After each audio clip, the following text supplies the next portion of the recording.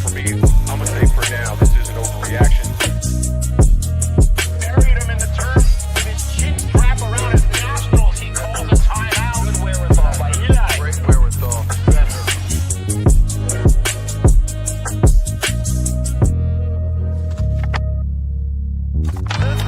Put this to music. I don't think he stepped out either. That may be the greatest catch I've ever seen.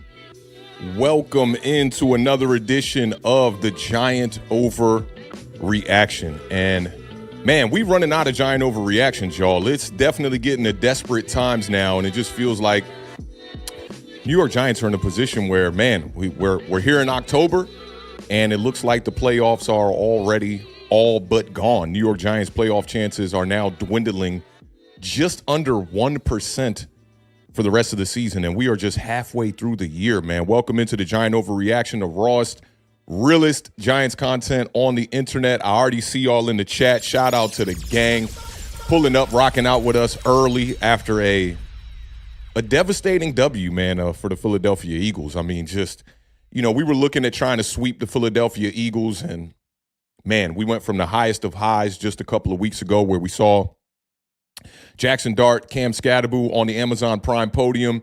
These dudes are all like getting all hyped up with Fitzpatrick on the panel and whatnot. And just over 2 weeks later, we're looking at the New York Giants taking a devastating loss to the Philadelphia Eagles. And our season, the spark that we had after that Philadelphia Eagles W in Week 6, basically all gone. Jackson Dart had entered Week 8 looking to become the first rookie quarterback to sweep the Super Bowl champs.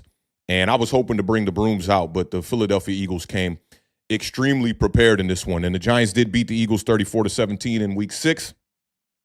The 34 points being the most points that Vic Fangio has allowed, or the second most points that Vic Fangio has allowed since he became the defensive coordinator for the Philadelphia Eagles. And the Eagles wanted to get their get back, and they absolutely got their get back. And Giants are just back in the basement. And not only in the basement as how we feel and the emotions surrounding the fan base, but more importantly, we're stuck in the basement of the NFC East. And it doesn't look like we're headed in the right direction, at least this season. I mean, you can check the box as far as the quarterback position goes, but outside of that, it's definitely been extremely tough for the Giants here. The Giants still have not beat the Philadelphia Eagles in Philly since 2013. I saw that Sean Marash was tweeting this out, that Saquon was just about to become a freshman at Penn State the last time we beat the Philadelphia Eagles in Philly. Giants fall to 0-5 on the road this season. Eagles improved to 6-2 on the year. Giants fall to 2-6 on the season for the third straight year in a row. The Giants are facing 2-6 in the middle of October. And that's just not a good look for us. We've been 2-6 or worse through the first 8 games in 8 of the last 10 seasons. So, I know that this is a different regime. We've been preaching patience over here on this channel, but I do understand the New York Giants fans that are completely running out of patience right now. And big shout out to at JB Loves Celtic on Twitter. I saw him respond to a tweet from Bobby Skinner, and I thought that this really put the last decade kind of, in perspective for me. He said, in the last 9 seasons, the Giants have produced just 11 wins by more than one score. They have played 140 games during that span and have 54 losses by more than one score. So that goes to show you that if you think the New York Giants are close and maybe are turning the corner like some of the teams we are seeing in 2025, a la the New England Patriots or maybe like the Washington Commanders of last season, the numbers definitely are not pointing in that direction right now. And when you look at this game versus the Philadelphia Eagles, the Giants were just outclassed. And we're going to talk about some of the, the other deficiencies that they had to go up against. But the Giants were just outclassed when you look at it from a box score perspective. The Eagles had more first downs, more plays, more rushing yards, more total yards, more yards per play, more red zone attempts, more sacks, more time of possession, and less penalties. And I think most importantly, they had more fight than the New York Giants did, especially when you look at the way that the New York Giants defense performed in this game. On our preview show on Thursday, and I spoke about this on the immediate reaction on Bleacher Report as well, The one thing that I was harping on, and there was a lot of good nuggets in that preview show. Shout out to the Beard Man. He definitely came prepared for that show. And there were just a lot of, statements that rang true and became true when we saw how the Giants performed against the Philadelphia Eagles. But the one thing that I harped on was do not fall asleep on Saquon Barkley. And I went over all of his numbers, talked about how bad of a season he was having where, he's in the bottom third of the starting running backs in basically every category outside of rushing attempts. Saquon Barkley came into this game third in the NFL in rushing attempts. But, I was encouraging everybody in this chat to ignore the stats that Saquon Barkley is one of the best running backs in the NFL. First play that Saquon gets from scrimmage, 65 yards, takes that thing all the way to the house. And Saquon's season has not been going the way I'm sure he wants it to go, and the injury to his knee obviously playing its role or taking its toll on Saquon Barkley, but he just got his first 100-yard game of the season. He had 107 yards at the half, and he had his best game of the year, 14 carries for 150 yards, 2 total touchdowns. He tweaked his groin on a big run late in that game. Seemed to be like if he needed to finish that game, he would have finished that game. Saw him on the sidelines kind of laughing, high-fiving the teammates, and, giving other guys opportunity to go out there and put pen to paper, as far as the rushing attack goes for the Philadelphia Eagles. Tank Bigsby had a big game as well. The Eagles are now about to enter their bye week, so getting that necessary rest for a guy like Saquon Barkley is absolutely going to be detrimental to their success down the stretch here in trying to defend the Super Bowl champion and possibly even get back and repeat and have another performance like that. And I thought the Philadelphia Eagles were going to be the best team in the NFC East at the beginning of the year. And halfway through the year, that is exactly where they are at right now. Now, one of the things I want to touch on right at the top of this stream, because I'm seeing a lot of bickering about it on the internet, is the referees. And I do understand the referees were absolutely terrible in this game. A lot of just incorrect calls throughout all 4 quarters, incorrectly calling neutral zone infractions and false start penalties. And, you saw them blow the whistle early on the field goal from the Philadelphia Eagles on their second drive that ended up hitting the upright. The Slayton touchdown that got called back on offensive pass interference. The Jalen Hurts tush push where he fumbled the ball and, it all looked like that was pointing in our direction and we were going to have our first takeaway of the day. Instead, the referees kind of explained that it is a play that is not able to be challenged, and the Giants end up, being on the short end of things. But on the tush push, the score was 7-7. So that's the one that I'll focus on a little bit more because it was at a point in time when the game was still in limbo, even though I thought that the Philadelphia Eagles controlled this game even throughout the first quarter and throughout the first half. The scoreboard did not reflect that, and we did have an opportunity there. 7-7, 12:49 left in the second quarter, so it was just at the top of the second quarter.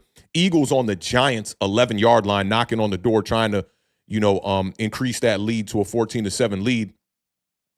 The only thing about that play for me is that, yeah, it would have kept us alive a little bit longer.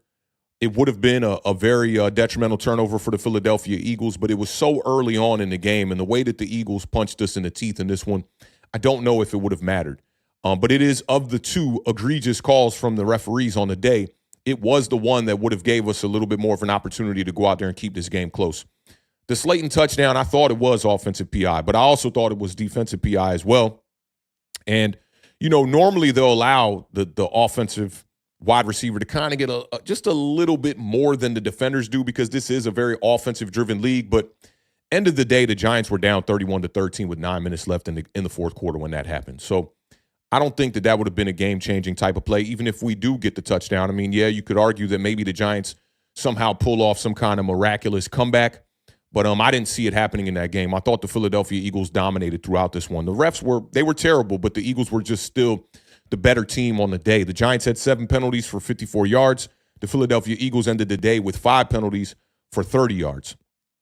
And I can't come up here and blame the referees as the reasoning why the New York Giants lost this game. I thought from a coaching standpoint, especially from the defensive side of the ball, Giants just were not prepared and did not make the necessary adjustments from game to game. And I know it was just, 2 weeks between the games, but Shane Bowen, who I thought was doing a good job of limiting the amount of points per game that teams were scoring against the New York Giants all the way up until the fourth quarter against the Denver Broncos, when you look at the last 5 quarters from Shane Bowen, he has completely fell apart. And the defense was terrible on the day. There's just no doubt about it. Now, I'll talk about the good first.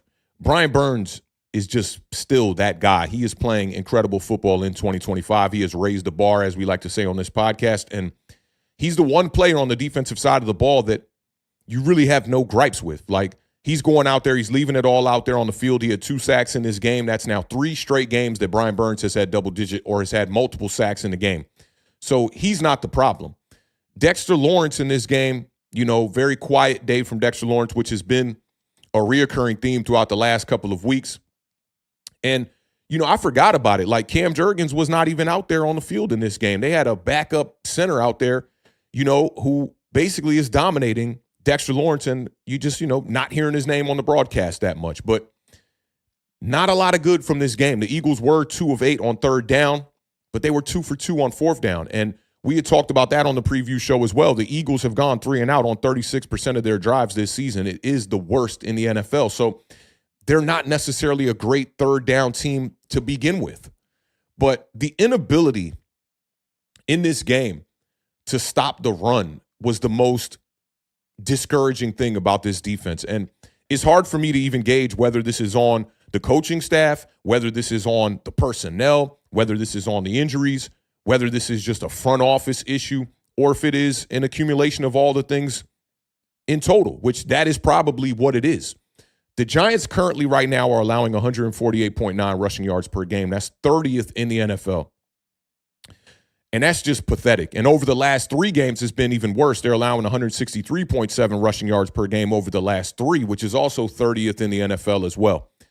The only other teams that are allowing more yards on the ground than the New York Giants are the Buffalo Bills and the Cincinnati Bengals, which is extremely understandable. That defense is just not good. But the New York Giants have allowed 10 rushing touchdowns on the season, and 8 of them have come in the red zone. And you're going up against Jalen Hurts, who is on this channel by myself and my co-host known as a red zone maniac. And that's all they tend to do when they get in the red zone is score points. And I want to say the Philadelphia Eagles are now 12 for 12 in goal-to-go situations when they're down in the red zone. So you already knew that this was going to be a tough task coming in. 1, stopping the run. 2, stopping the run in the red zone. And 3, having answers for Jalen Hurts in the passing attack if you were able to stop that run. The Eagles come out here and they rush for 276 yards on the day. I don't care if it's me and the rest of the chat out there and 10 of us or 11 of us are on the field. That is absolutely unacceptable to allow a team to almost go for 300 yards on the ground. Saquon went for 150 yards, and Saquon was averaging 10.7 yards per carry. This is a running back that was averaging less than 3 yards per carry just a week ago against the Minnesota Vikings. To add injury to insult, Tank Bigsby comes in when Saquon Barkley goes out, and also throughout the game, he had 9 rushes for 104 yards, averaging 11.6 yards per carry.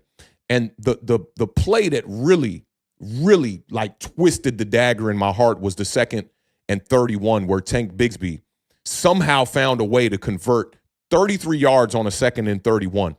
And shout out to my dog, Doug Analytics. According to Doug Analytics, he said, there have been 7 plays this season where an offense ran the ball with 26 yards or more to go for a first down, and only 2 of them were successful by EPA. Both of them against the New York Giants.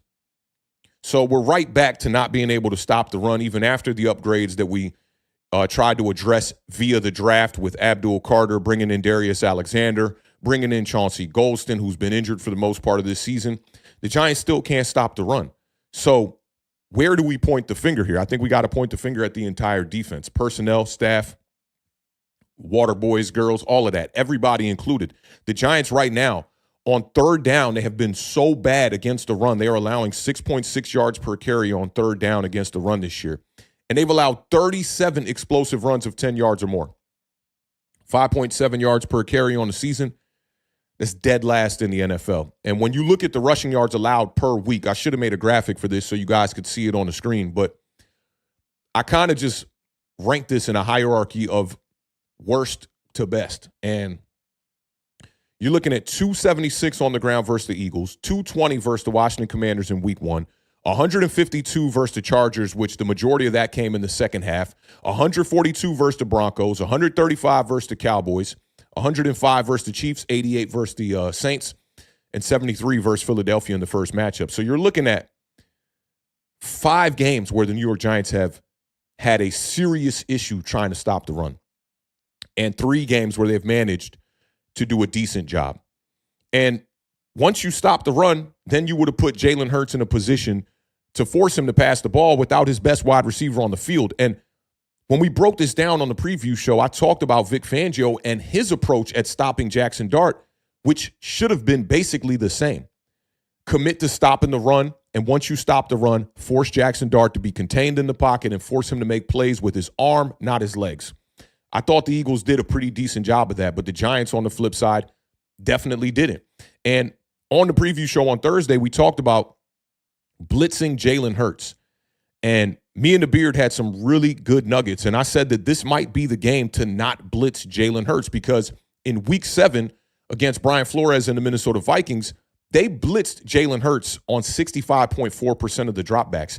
And Jalen Hurts had his best game of the season. He was pressured 16 times, and he was pressured on 50% of his dropbacks. He was only sacked 3 times, and he left that game against the Minnesota Vikings with a perfect passer rating. I mean, he straight up lit them up. In week 8, Shane Bowen blitzed Jalen Hurts on 44.4% of his dropbacks, so damn near half of the dropbacks. It was the 6th highest blitz rate of week 8. The blitz numbers from week 7 against the Minnesota Vikings, Jalen Hurts was the most blitzed quarterback in all of week 7. And now he's the 6th most blitzed quarterback in week 8 going up against Shane Bowen. And Shane Bowen did have a little bit of success in week 6 blitzing him, but we're talking about doubling the blitz rate from game to game. In week 6, it was 21.1% of the dropbacks that they blitzed Jalen Hurts. That number went to 44.4% of Jalen Hurts dropbacks. And Jalen Hurts has just been fantastic under pressure. He was sacked 4 times in this game, pressured on 44.4% of the dropbacks. Hurts was pressured on 12 of his 27 dropbacks, and he finished the day 15 of 20 for 179 yards, which, okay, I think we could live with 179 yards and a quarterback converting at a 75% clip. But 4 passing touchdowns from Jalen Hurts, a quarterback rating of 141.5. With what they did on the ground, this is literally the perfect game plan from the Philadelphia Eagles. These are the kind of games that when you go back and you look at the tape and you look at all the numbers, you feel fantastic about every unit that was out there on the field. You ran the ball extremely well. Not only did you run the ball extremely well, you stopped the opposing team from being able to run the ball themselves. And in return, you also had your pass attack clicking, and you only had to throw the ball 20 times. That is a recipe for a W for a guy like Jalen Hurts. The other thing I wanted to point out, and I talked to the Beard about this real briefly through text, was the Eagles did a fantastic job keeping our best cornerback off the field. The Beard is always saying that when the Philadelphia Eagles get their slot wide receiver, they're truly going to be a very, very, very dangerous team. And they're already a dangerous team.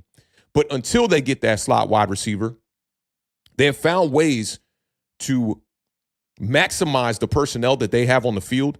And in return, it's forcing other teams to have their weaker personnel on the field. So A.J. Brown was ruled out in this game. Devonta Smith played 53 snaps, a lot of them on the outside, but obviously some of them in the slot as well. Jahan Dotson played 42 snaps. Outside of that, the Philadelphia Eagles did not have any other wide receiver on the field for a bulk of the snaps. The next guy in line was wide receiver Darius Cooper, who played 26 snaps, but only 7 of his 26 snaps were on passing plays. John Mechie had 9 snaps. Xavier Gibson had 5 snaps. So y'all are probably wondering, why am I talking about all the wide receiver snaps for the Philadelphia Eagles? Andrew Phillips only played 52% of the snaps. He was on the field for 14 of Jalen Hurts' 27 dropbacks. So looking at this from my perspective, I'm seeing the Philadelphia Eagles offense, one, understanding the injuries that the New York Giants have to the secondary. You have Cordero Flott, who started this game out as the Giants cornerback 1. And to nullify the next best guy in line, especially when Cordero Flott goes off the field with the injury, you're keeping a tight end on the field and creating mismatches. I don't have the numbers in front of me, but I think it's imperative that we pull them up, because I had Dallas Goedert on my fantasy team, and I knew he lit it up. I mean, I saw the fantasy points, but let's take a look at Dallas Goedert's game, because that matchup to me was one of the biggest reasons why the Philadelphia Eagles were able to pass the ball the way that they were able to pass the ball and have the kind of success that they did. So on the day, Dallas Goedert had, let's see here, 3 catches for 28 yards and 2 touchdowns. So mainly red zone efficiency from the tight end position.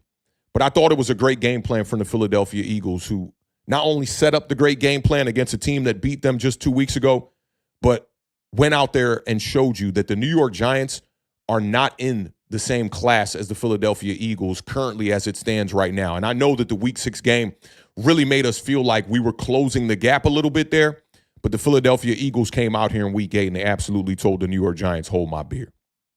Now I want to talk about the injuries because we all know, we saw it on, live television. If you were watching Red Zone, they showed the replays of it, slowed it down. It was a very gruesome injury to Cam Scatterbu, and my prayers go out to him. And the New York Giants the injuries are piling up. No Paulson Adebo in this one.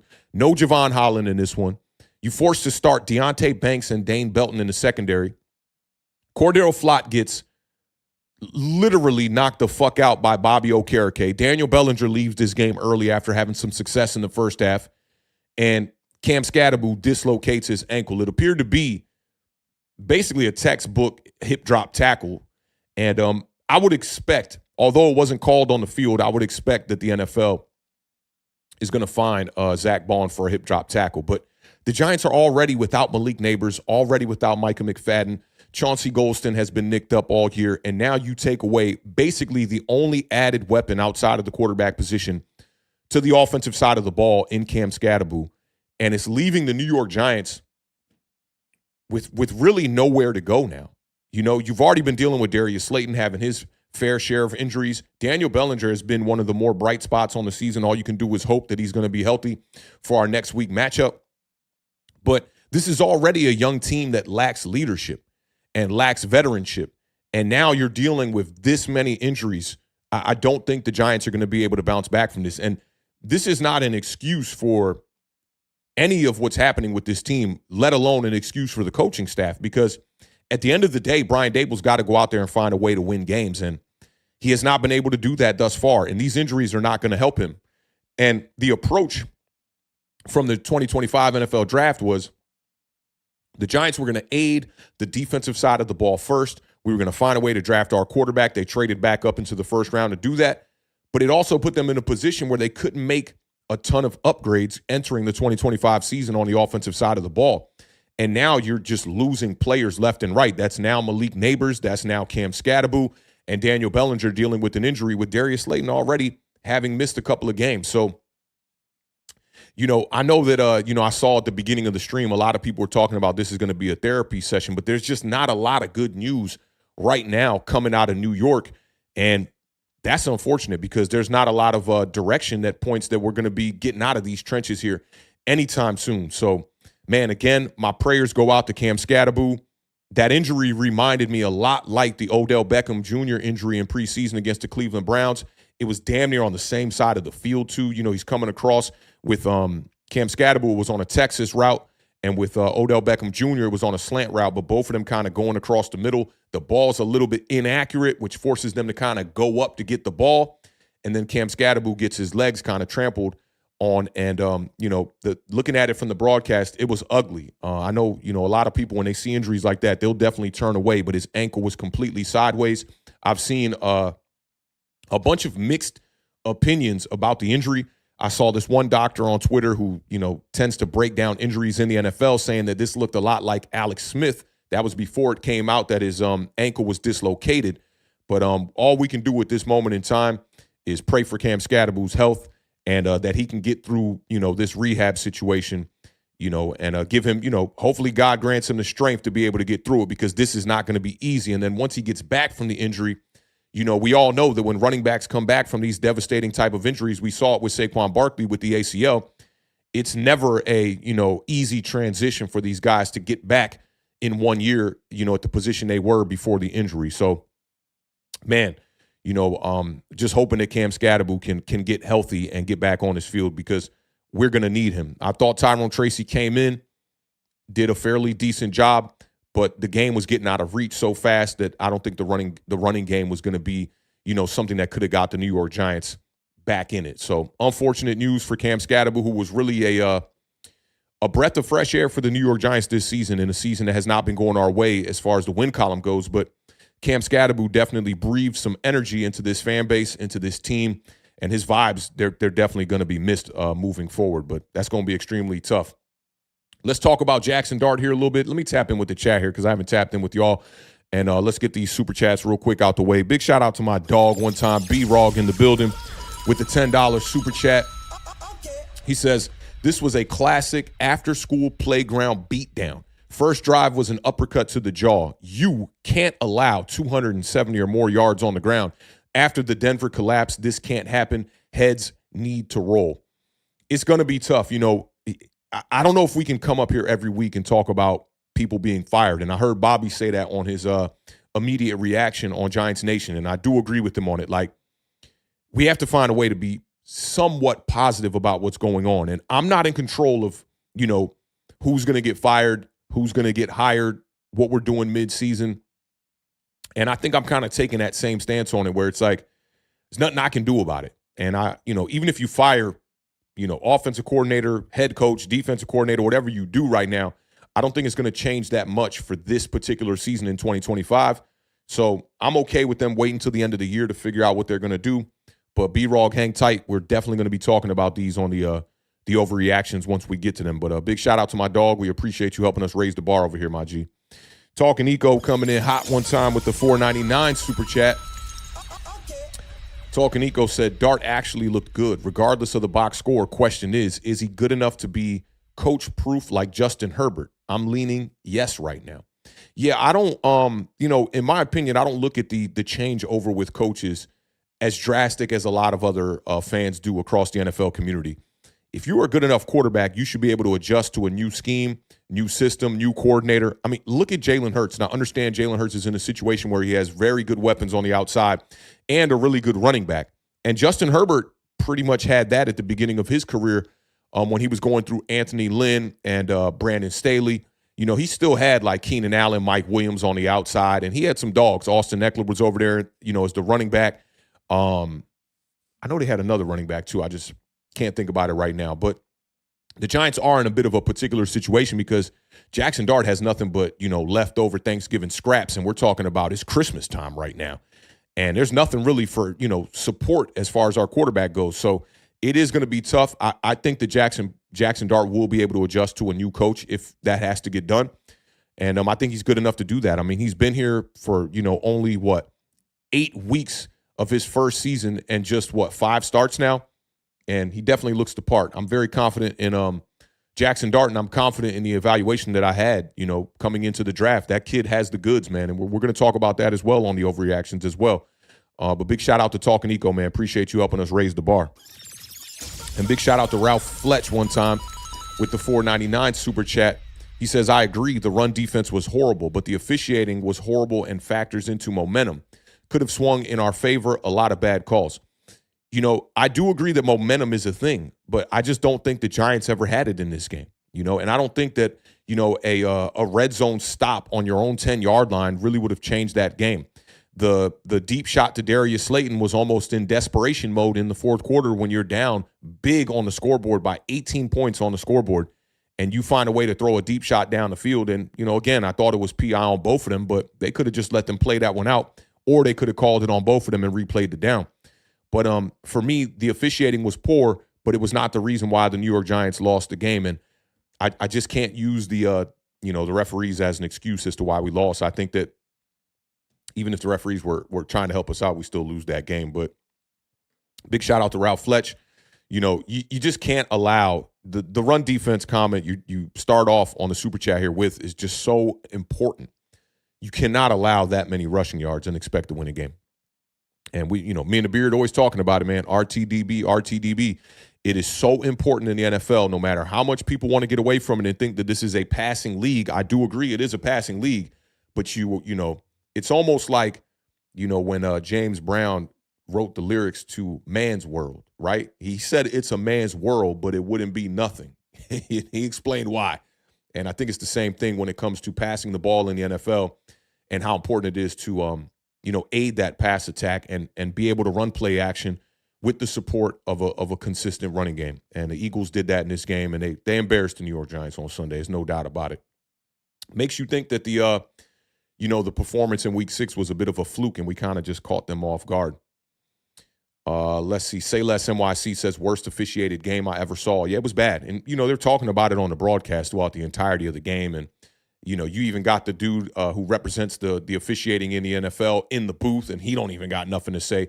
It was bad, but it just, the Giants weren't going to win that game. That's just my opinion. I'm not sitting up here telling you that's facts or anything. Just my opinion.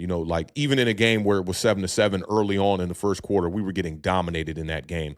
The Giants only had 39 rushing yards at the half. To be down 21 to 10 at the half, very lucky. Very, very, very fortunate to be in that situation. And I just didn't think we were in this game at any point in the game, even though the scoreboard says otherwise. Charles Barkley says, while they would probably promote an interim DC, and it may look better. Yeah, it may. And these were the type of things we talked about when Jason Garrett ultimately ended up getting fired mid-season, and they promoted Freddie Kitchens, and it got worse. So I don't know what would happen, but I just don't think there's nothing that the New York Giants can do from a coaching staff standpoint right now that's going to change the outcome of the season. This is a team that is definitely going to be sitting at home with the rest of us during the playoffs. Greg says, Mara is the most competent owner in the league. Let's just pull the wool over our eyes because Authentic in the Beard and Bobby Skinner and all the talking heads said so. I'm not too sure where Greg is going on this one. Maybe there's a little bit of sarcasm on this, but I'm not too sure. But for me, this is a bad football team. And, a lot of people were saying this is a good football team coming into the year. And there was no way I was going to say this was a good football team returning 10 of the 11 starters. So there is a part of me that lost my cool, I will say, during the Denver Broncos loss. Like that week, you felt like you were right there. And that is what happens to teams like this that get their future franchise quarterback, that are young, building, trying to, get over that hump. You have those moments where it feels like you're right there. And the Denver Broncos game made me feel that because I felt like the Saints game was a bit of a fluke where if the Giants don't turn the ball over 5 to 6 straight times in that game, we probably win that game. I felt like the Dallas Cowboys game was a winnable game, but now you look back and those teams are really not good teams. I mean, we knew that about the Saints, but the Dallas Cowboys, they had an opportunity to show the league yesterday that they were a team that, can compete moving forward. And they couldn't do that against a team that, I thought they should have been in it. You look at the way the Broncos played against the Giants the week before, you would think that the Cowboys, the way that they performed against the Washington Commanders in Week 7, would have came out there prepared and ready to go. CeeDee Lamb back in the lineup, but that was not the case. So for me, it's no wool over the eyes. The Giants are a bad team. I thought they were a bad team coming into this year, but like I said, I kind of was like, oh, are we getting over the hump in the Denver game? This loss got me right back in my seat to where I should be. This is a team that, regardless if this front office has been here, for going on their 4th season now, right? This team is in a rebuild right now. And I don't know if we can necessarily give them a clean slate, right? But the facts are the facts. This is not a team that is ready to compete right now. David said, can't trust Shane to evaluate players. He's one of those spreadsheet dudes with no feel for talent. It scares me even more to know that he likes Shador. We need good players first. That's true. And I'm having trouble with that part of it, right? Like assessing how much of this debacle with the New York Giants is personnel based, because our defense, granted, they're not healthy right now. I still don't think that they should be as much of a liability against the run as they have been this year. There's no excuse for that. Even if you are dealing with, a poor defensive coordinator in Shane Bowen, it's still 4 guys up there on that line. Like, I just don't understand why Brian Burns, Kayvon Thibodeau, Dexter Lawrence, and whoever the other guys there, if it be Abdul Carter, Chauncey Golston, Darius Alexander, Roy Robertson Harris, DJ Davidson, whoever, right? Why we can't stop the run. And this is something that dates back to the previous defensive coordinator. Wink Martindale couldn't stop the run either. I don't know if y'all forgot, but Wink couldn't stop the run either. And before that, we couldn't stop the run with guys like Patrick Graham. And even before that, you go back to James Betcher even. Giants couldn't stop the run at all. So, I can't really pinpoint exactly what it is, why. I can only speak on the facts that are the results that we are getting, and the Giants just can't stop the run. It's been terrible. Say less, said facts. All this firing talk is unnecessary. Changing defensive coordinators mid-season likely may make things worse. It could. It really could. And, you can't bring in a new coordinator and just completely change the philosophy and change the scheme and change the verbiage. You got to go with what you've learned all off season. And unfortunately, that's, underneath the tutelage of Shane Bowen. K4M the Great says, OBJ's injury was week 5, 2017 versus the Chargers.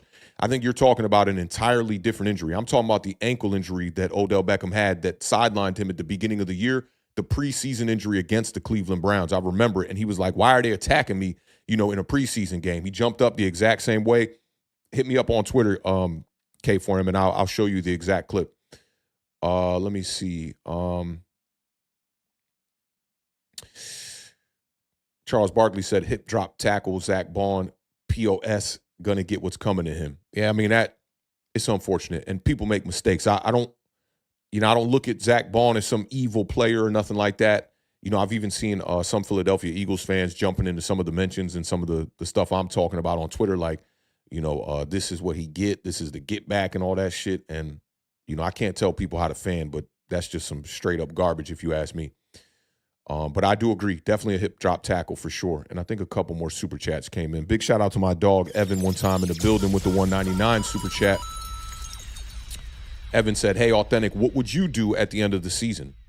It's a good question, man. And I haven't truly thought about it. 100% I think you're going to have to move on from the defensive coordinator. The results are not there. You have a lot of good personnel on this team. So I think defensive coordinator is the one thing that I could say 100%, we have to move on and figure out a way to bring in somebody who's experienced, somebody who has a track record of winning. And that could also possibly go for the head coach situation as well.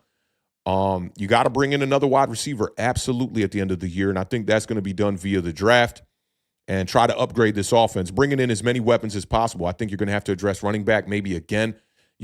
This past season, I wanted to bring in a bit of a third down type of running back to kind of pair with Tyrone Tracy. And I was looking at Brashard Smith, but I just think we need guys that are playmakers, right? Like when you look at the way that the Kansas City Chiefs approach the draft, especially consistently having late picks, in each round, they always try to go after playmakers, whether it was a Sky Moore that didn't work out or an Xavier Worthy, or even trying to find guys, via free agency like Tyquan Thornton. They're always looking for guys that have speed and have juice. That was why they traded for a guy like Kadarius Toney, which didn't work out as well. But you got to keep swinging. And I think the Giants, primarily need to find a way to bring in a new wide receiver, maybe a couple of them, bring in as many weapons as you can possibly bring in, try to bring in some more youth on the offensive line. And it's unfortunate because Joe Shane has addressed the defensive backs more than any other unit in the draft, during his tenure with the New York Giants. But you're going to have to do it again. You got to bring in another cornerback for sure because depth is an issue. And we talked about that on a Giant Overreaction a couple of weeks ago, which was why I didn't want to cut Deonte Banks. But listen, we're down to our last guys. And if Deonte Banks can't get the job done, I know his rookie contract is guaranteed. You're going to have to find a way to move on. I don't care if he's a first-round pick or not. And, also being a Maryland Terp alum, y'all know that's near and dear to my heart. But if Deonte Banks can't get the job done, you got to find a way to move on. But big shout out to Evan for helping us raise the bar. Definitely appreciate that, fam. Shout out to my dog, Coach Ward, in the building one time with the $5 super chat. Coach Ward said, thank Dart. Why? Because we are less worried about a quarterback now and can see how trash our defensive personnel is. Shane's work can't hide anymore. Yeah, that's very true. That's very true, and Shane can't go out there and coach these guys or make these guys make the plays or make the tackles or force the takeaways. But, I thought he did a pretty decent job. But, maybe that's why I'm over here talking New York Giants football on YouTube and not in a front office, figuring out what personnel to bring into a team, because I liked a lot of the defensive moves. I thought the Brian Burns contract was a little bit egregious at the time at $28 million a year, but nonetheless, he's a good player. And now when you look at what he has done in the transition from 2024 to 2025, Brian Burns was playing good football in 2024, and he raised the bar, and he's playing great football now. Now, you look at the secondary additions where we spent $100 million on 2 players to come in and try to shore up that secondary after the mistakes that Joe Schoen had made by allowing guys like Julian Love and Xavier McKinney to walk in free agency. Those guys are not correcting those mistakes. And Paulson Adebo was the one free agent I wanted to bring in, and we got him, but I do think that we overpaid for him. But at the end of the day, he hasn't been performing as well as a lot of people want him to perform. And, I've been a bit patient with the results from Paulson Adebo because I do understand that it takes time. But at the end of the day, I can't disagree with Coach Ward here. I mean, the defense has not been good, has not been good enough. Maybe some bright spots here and there, but they definitely have not been good enough. But shout out to Coach Ward, man, for helping us raise the bar over here on Authentic in the Beard. And, man, we just got to get right, man. And I'm not too sure. I'm running out of options here for the New York Giants as to the how. The why, I think we're starting to figure it out for sure. Let's see where else we at. I'm going to just jump up the chat here. David says, I trust Dable more than Shane. Why should I trust him to draft the right player? Why give him the opportunity to draft, I guess, anyone in the secondary? Yeah, and I mean, that's up to the owner. That's out of my power. And whether it's Joe Schoen or not, whoever the general manager is going into the 2026 season is going to have to address that secondary again. Ben Harris is in the building. Is that a new name, Ben? He says head coach hires his staff, and the staff ain't all that. Yeah, that's true. That's very true. But, I mean, we do have a little bit of evidence on Hard Knocks showing that, Brian Dable went to Joe Schoen and said, look, with the phone in his hand. Shane Bowen does this, and then he was hired. So, it does seem like it was the suggestion of Brian Dable, but they were in a tight position there after what happened with Wink Martindale. Wasn't a lot of options out there on the market. Denard Wilson was my top candidate. They didn't bring him in because they didn't want to fire guys on the staff. And Denard Wilson has not had great results in Tennessee either, so maybe he's not the guy for the job either. This one comes from, let me see, is this? A Spark of Life 85. I was going to read that all crazy. A Spark of Life says, Shane's issue is he stops when he plugs a hole. Oh, this is such a great bar right here. He says, and lets good players walk and depends on the draft only to fill. No depth on defense or offense. That's such a great point. And, that's a mistake that he made in the past that I thought he was doing a decent job of trying to correct, by bringing in guys like Paulson Adebo and pushing guys that were, starters to the bench. And the additions on the offensive line with, granted, these guys have not done jack shit for the New York Giants this season, but, bringing in additional help like James Hudson and Stone Forsythe on the line. But those guys just, the assessment of the talent. That's the problem with Joe Schoen is he's not bringing in guys that are able to help, the New York Giants situation from a depth standpoint. And we saw this back when Daniel Jones was the quarterback. Joe Schoen went into the 2023 season banking on a bunch of youth to protect his $160 million investment in Daniel Jones. Guys like Marcus McKeithen, guys like Joshua Zidu, who we could actually use right now, who had a decent campaign in the summer and preseason was pretty good. But, all those guys were just young guys and ultimately ended up, not being the core reason, but Daniel Jones ends up having 2 injuries that year, one of them knocking him out for the year. So definitely one of Shane's issues for sure. Shout out to my dog Off Broadway 369 with the $5 super chat. Off Broadway said, I trust John Gruden to come in and raise the team to the next level and keep Dart on track. A lot of mixed reviews on this stance you have here because I have seen a lot of people on social media that don't want to go the John Gruden route. And I like John Gruden. I'm not against John Gruden, not one bit. I think John Gruden is a guy that really knows football, has been around the game for a long time, has a pretty good track record, Super Bowl victory. Those are the kind of guys I want around the New York Giants. So got to agree with you on this one, Off Broadway. I would trust John Gruden as well. And, it's not to say that Brian Dable's been doing a terrible job offensively, but a head coach's job is not to just coach the offense. You have to find a way to be able to bring in the right guys on defense. And, also, it can't be 2 separate things. Like, you have to be a contributor to both sides of the ball, even if you are an offensive-minded coach. So, got to agree with Off Broadway on this one, man. Appreciate you helping us raise the bar over here on Authentic in the Beard.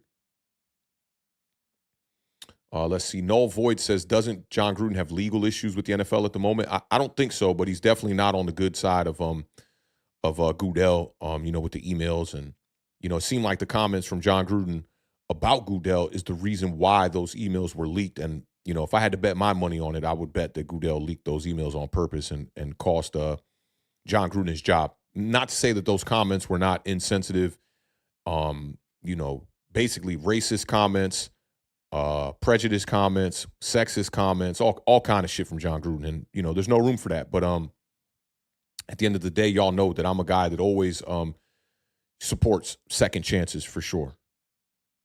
Jay Fed says, does Gruden want to coach again? He's doing his social media career. I think he's doing that just on the side as a way to, stay involved. But who knows? Maybe that's showing his passion for the game still, or maybe that's showing a transition into the next stage of his career. We'll find out sooner than later, I bet. Say Less NYC said, I'd rather Dart get another year with the guy who drafted him rather than another regime. I like that. We're going to talk about that on the Giant Overreactions a good bit as well. Let me see. Off Broadway said at the moment, Mike Rapoli has reached out to him to coach in the UFL and reestablish his coaching career. Okay, so that lets you know what's up with John Gruden a little bit there. Shout out to the best chat on the entire, YouTubes and whatnot, dropping some gems here. David said John Gruden is a joke. I wouldn't go that far.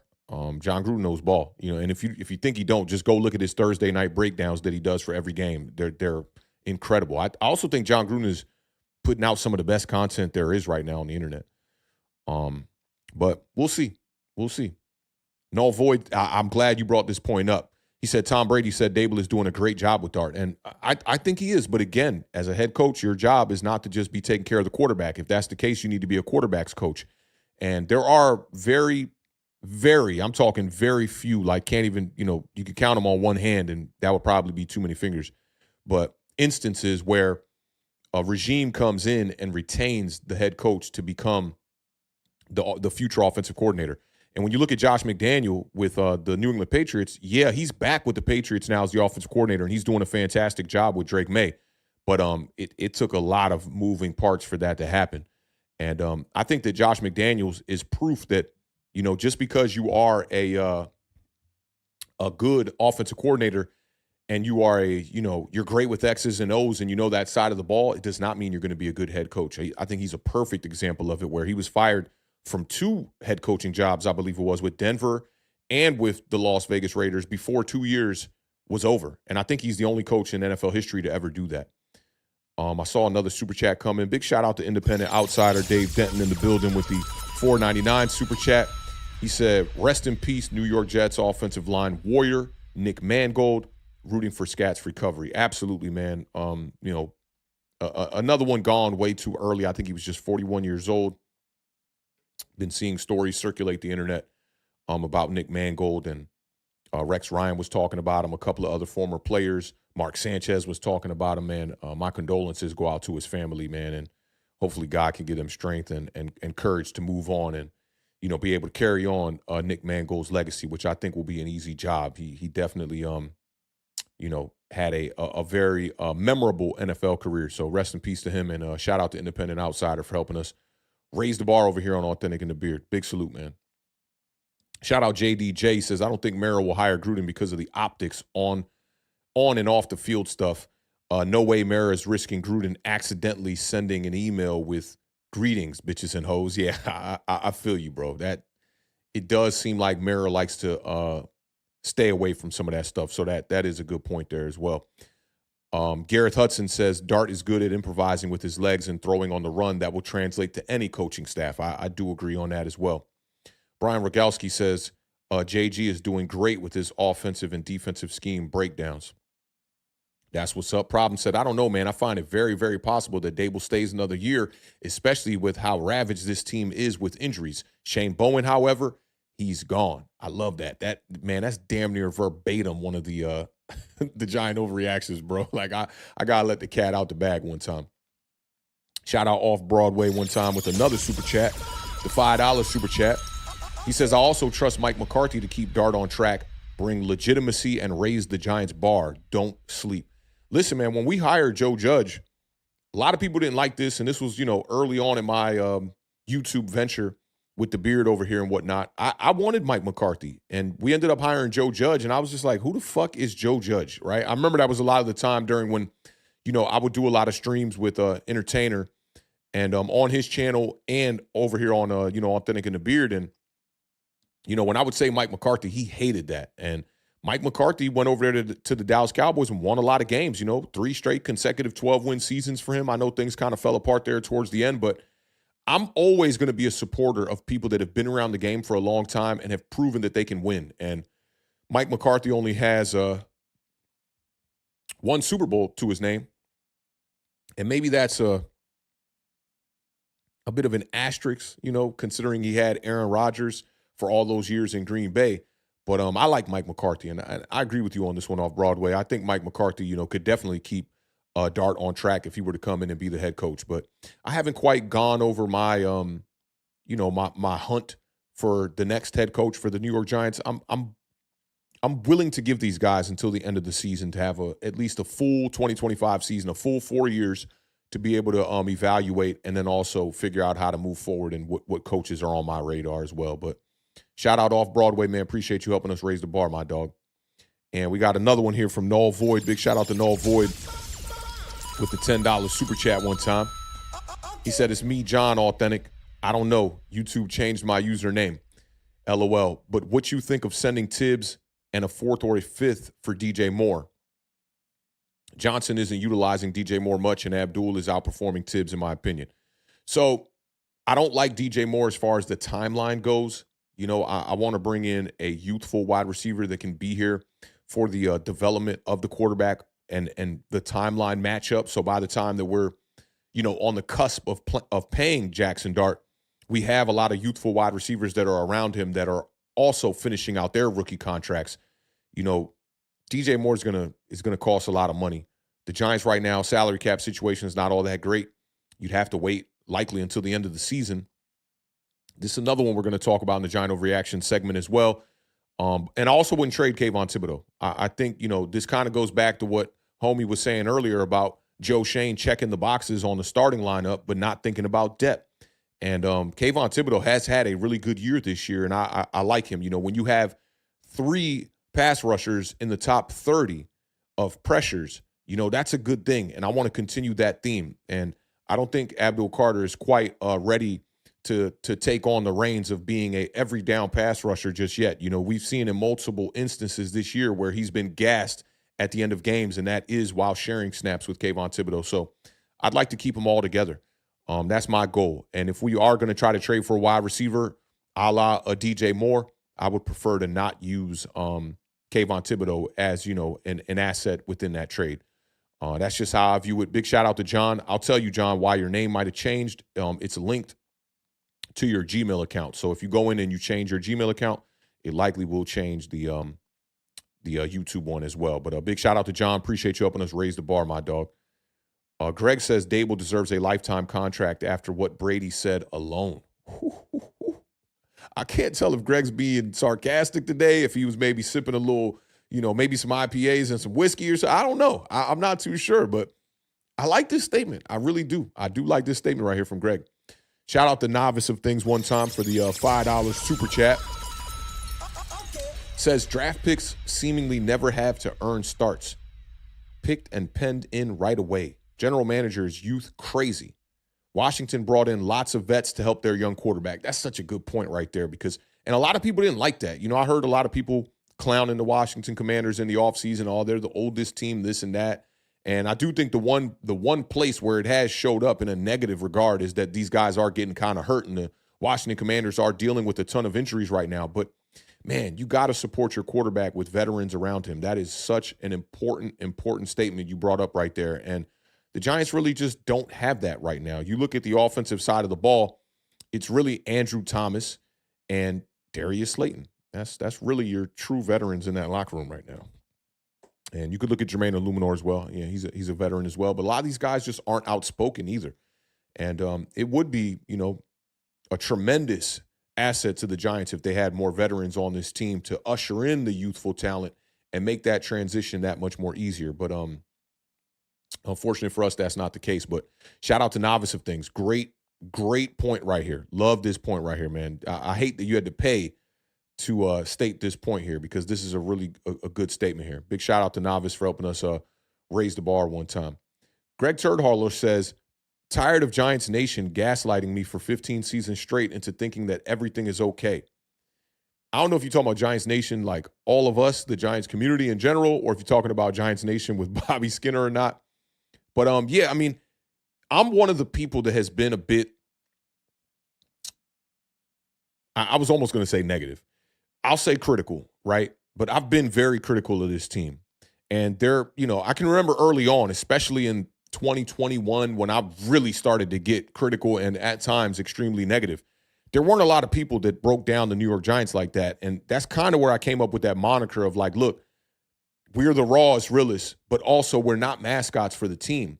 And till this day, I mean, a lot of people still got me blocked. A lot of people still don't fuck with me just because of some of the critiques that I had during that Daniel Jones era and whatnot. I had somebody actually that still follows me say to me on Twitter that with the success of Daniel Jones right now, that he was most,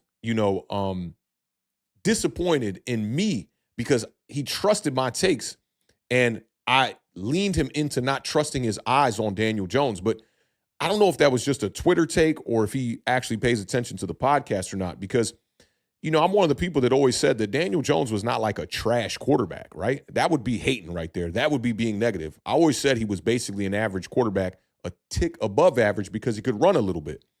But at the end of the day, consistency was the issue. Now, gaslighting you is always going to happen. That's going to be within every fan base because a lot of the people that are young, they want to see their team win. And they really approach football almost like from a religious standpoint when we're talking about faith, right? Like you just got to have all 100% faith. And a lot of young fans have that. And I'm guilty of being like that before. When I was in my 20s and whatnot, and the New York Giants are winning Super Bowls and people are telling me, oh, this is a team that really wasn't the juggernaut in the league. I used to be like, you got it fucked up. The Giants are the best team in the league. We won a Super Bowl. Can't take that away from us. And I understand being a little bit wet behind the ears as a fan, but I mean, I hear you, bro. Like that's why we are where we are at right now, Greg. A lot of people came into this year and had higher expectations for this team than I thought were, the reality of the situation. And I thought that the New York Giants were going to be a 6-win team. And it's kind of crazy. They don't even look like they're going to get the 6 wins right now with the way that they're playing. We're halfway through the year and they have 2 wins. So double that up. Giants are likely on their way to being a 4-win team, which would be underachieving in comparison to my 5 to 6 wins that I had them at. So I think that'll always exist, Greg. You gotta pick and choose, man. Not only your battles, but you also got to pick and choose, the resources where you get your content from as well. I think that's important. Shout out my dog, Heck Your Boy in the building. He says, when Scadaboo went down, 50% of my excitement went out the window. I just hope Dart stays healthy the rest of the season so that we can have some hope for next year. I'm right there with you on that. David said, if this was year 1, you would be like, okay, Shane, nice draft. It's year 4 and nobody stands out. It's the draft. His best picks are Burns and Illuminor, and he got them from other teams. Yeah, man. Joe Shane has shown you that his drafting capability is not good. And Greg is clarifying the entire online community and fan base is delusional. Yeah. Can't disagree with you there, Greg. Cannot disagree with you there. J. Jarvicious said, the way we lost that Broncos game feels like it's going to be our version of the Commanders' Hail Mary against the Bears. Feels like it's downhill from here. Yeah, and it's wild. The Bears are getting on track this year, man. I think they've won. I know entering last week they had won 3, or entering this past week, week 8, they had won 3 straight. So that's a team that was playing some pretty good football. And you're right, the Hail Mary kind of did spiral them out of control last year. Heck, your boy says, it's not year 1, it's year 4, and we have a quarterback and have 1 more win than the Jets. Pitiful coaching and management. Yeah, like I said, man, it's definitely year 4 for the regime. But when you talk about the rebuild, they committed to the rebuild last year. In my opinion, we're 1 year through the rebuild, and we're 8 games through the second year of it. So, I always tell y'all I ain't going to tell y'all how to fan. And they have been here for 4 years, but, by their own right, they fucked shit up. Let me see. Trying to see how I enunciate this one right here. This is going to be Dace for the day. Dace says, authentic, I don't see it in Dart. He looks to scramble first instead of sitting in that pocket and delivering. I mean, I think there's a little bit of validity to this. He's a quarterback that I think is trying to do a little bit too much right now. And, not a lot of weapons around him to be able to feel confident, to be able to just hit the back foot and play within structure and play within the script of the offense. But I don't think he's a quarterback that looks to just run first. He does go through progressions. If you look at the All-22 and you look at the end zone cameras, just follow the stripe on the back of his helmet. He's definitely looking around the field before he takes off. And at times the eyes do go down to the line of scrimmage. But, when you're getting pressured the way that Jackson Dart has been getting pressured in these last couple of games as a rookie, some of that's understandable. He's very young in his career right now, and I think that the trajectory for Jackson Dart is headed in the right direction. I'll say that. And let's go ahead and talk about Jackson Dart a little bit here. We talked about the injuries. We didn't get a chance to really break down Jackson Dart's game. Let me just make sure we got all the super chats here as well. Oh, shout out Frank Concepcion, man. This is my dog, man. Just chiming in with the 99 cents one time. We appreciate you, my dog. And, yeah, we got the one from Novice. So let's talk about Jackson Dart real quick. So these are the numbers, 14 to 24, 193 yards. As someone described earlier, the box score, not looking all that great. 1 touchdown through the air, 0 interceptions, quarterback rating of 98.1. 17 rushing yards on the day. That's now back-to-back games that he has not breached that 50-yard mark rushing the ball. 1 rushing touchdown that came late in the game, garbage time touchdown, and he was sacked 5 times on the day. Now, I've been looking at next-gen stats a lot this morning before we got on air. Jackson Dart had the longest time to throw of any quarterback in Week 8. And for those of y'all that really don't pay attention to time to throw and how that statistic kind of works, don't look at that as the offensive line is doing a good job. When quarterbacks are over 3 seconds, it normally insinuates that that quarterback is running for his life. Guys like Justin Fields have religiously been over 3 seconds in their career, and normally quarterbacks that are mobile tend to be right around that range. The crazy part about time to throw in Week 8, Jackson Dart, 3.68 seconds. He was 0.5 more than any other quarterback on the list, but the top 3 quarterbacks on this list are all rookies. Cam Ward came in second at 3.5 or 3.15 seconds. Dylan Gabriel came in at 3.1 seconds as well. And you also got Caleb Williams, who was on this list, who is just a guy that has been known to hold on to the ball during the first 2 years of his career. He was at 3.11. And Dart had the highest pressure rate of any quarterback in Week 8 as well. He was pressured on 54.8% of his dropbacks. Dylan Gabriel was second, pressured on 45.9% of his dropbacks, which is really fucking crazy because Kevin Stefanski's offense is literally designed to just hit the 3-step drop and get the ball out.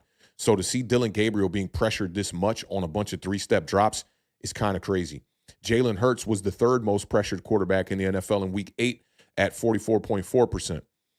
Now, the crazy part about those 3 quarterbacks and the way that they were pressured is that you got 2 rookies up there at 1 and 2 and Jalen Hurts at 3. It kind of shows you that Jalen Hurts is now turning into an extremely savvy veteran quarterback, and he understands how to deal with pressure. Also, he is the one quarterback of the top 3 that has some decent weapons around him. I know A.J. Brown was not in this game, but even still, when you got Devonta Smith, who is a wide receiver 1 in this league, in my opinion, Saquon Barkley in the backfield, Dallas Goedert at the tight end position, it does make things a little bit easier. But I think the big discrepancy and difference here is that Jalen Hurts is a quarterback that is seasoned, and Dylan Gabriel and Jackson Dart are quarterbacks that are rookies playing just their first couple of games and have not figured out how to deal with pressure. Jackson Dart is doing some good things. And, if you think that you can't see it with your eyes quite right now, you got to just look at the raw foundation of Jackson Dart's skill set. And just a nugget to throw out there, Jackson Dart is the 2nd quarterback since 1950 with a touchdown pass and a rushing touchdown in 4 of his first 5 starts. The only other quarterback that has done that since 1950 is Cam Newton. So to be in that kind of company, I'm all good with that. For Jackson Dart to be able to go out here and win 2 games out of his first 5 starts against teams that are likely going to be in the playoffs in the Los Angeles Chargers and the Philadelphia Eagles, that's impressive. That is very impressive. So I'm okay with what Jackson Dart is doing.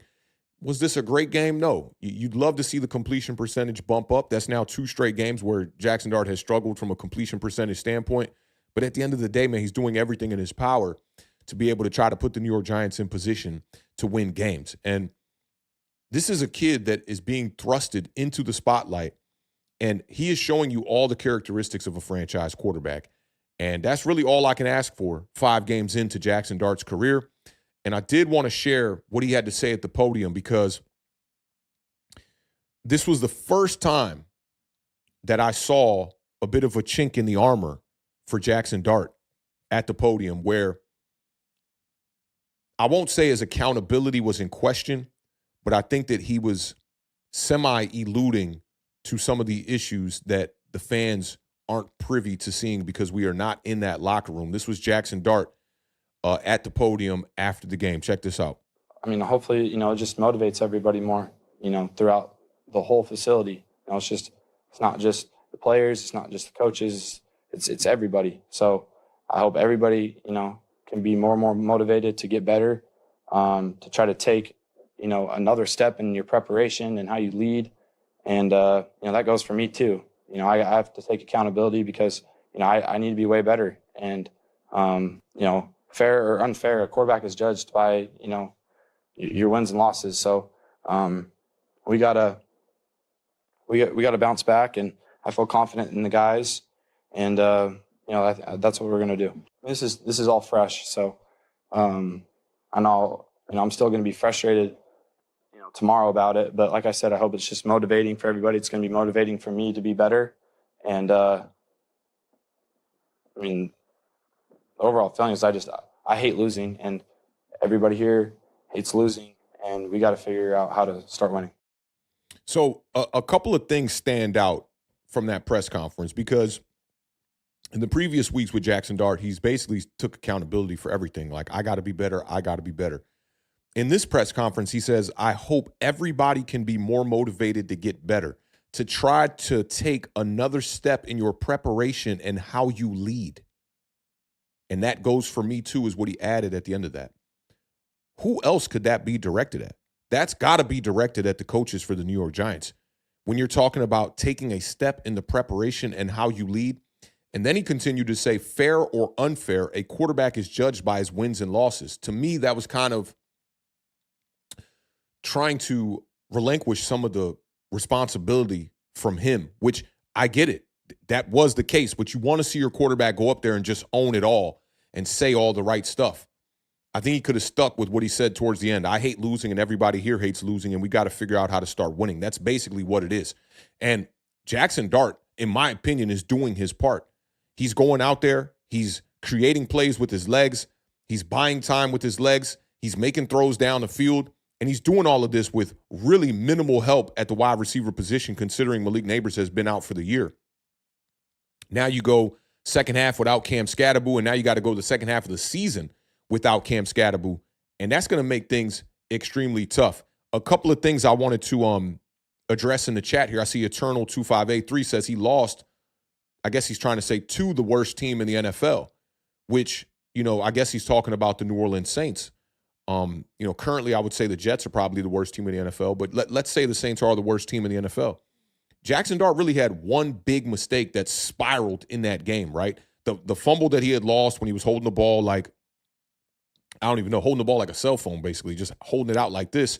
He ends up fumbling the ball. And then you get the Cam Scatterboo fumble after that. You had the Darius Slayton fumble before that. And then trying to play hero ball, Jackson Dart goes out there and he throws 2 interceptions late in that game. But when I look at wins and losses, and I am somebody who does look at wins and losses as a quarterback stat, and until the major statistical outlets change that, I'm going to continue to think like that. I know that is, not the majority, and I am in the minority. But at the end of the day, if you cannot put your team in position to win games, that is on the quarterback, in my opinion. So he did lose to the worst team in the NFL, or one of the worst teams in the NFL.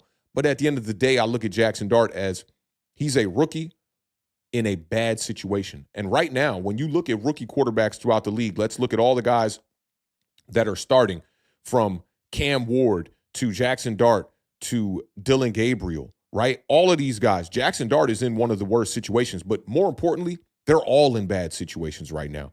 And you could argue the Tennessee Titans are the worst team in the NFL as well too, but he did lose that game. And I think those are things that come with, ironing out some of the deficiencies at the rookie quarterback position, but more importantly, putting the pieces around your quarterback to make things easier for him to go out there and get those W's. And I'm normally somebody that doesn't come up with excuses for quarterback play, but this is like this makes 2022 look like that team was a Pro Bowl team with what we have out there as far as the weapons surrounding Jackson Dart, the quarterback position. Because you look at 2022, we still had Wan'Dale Robinson, Darius Slayton.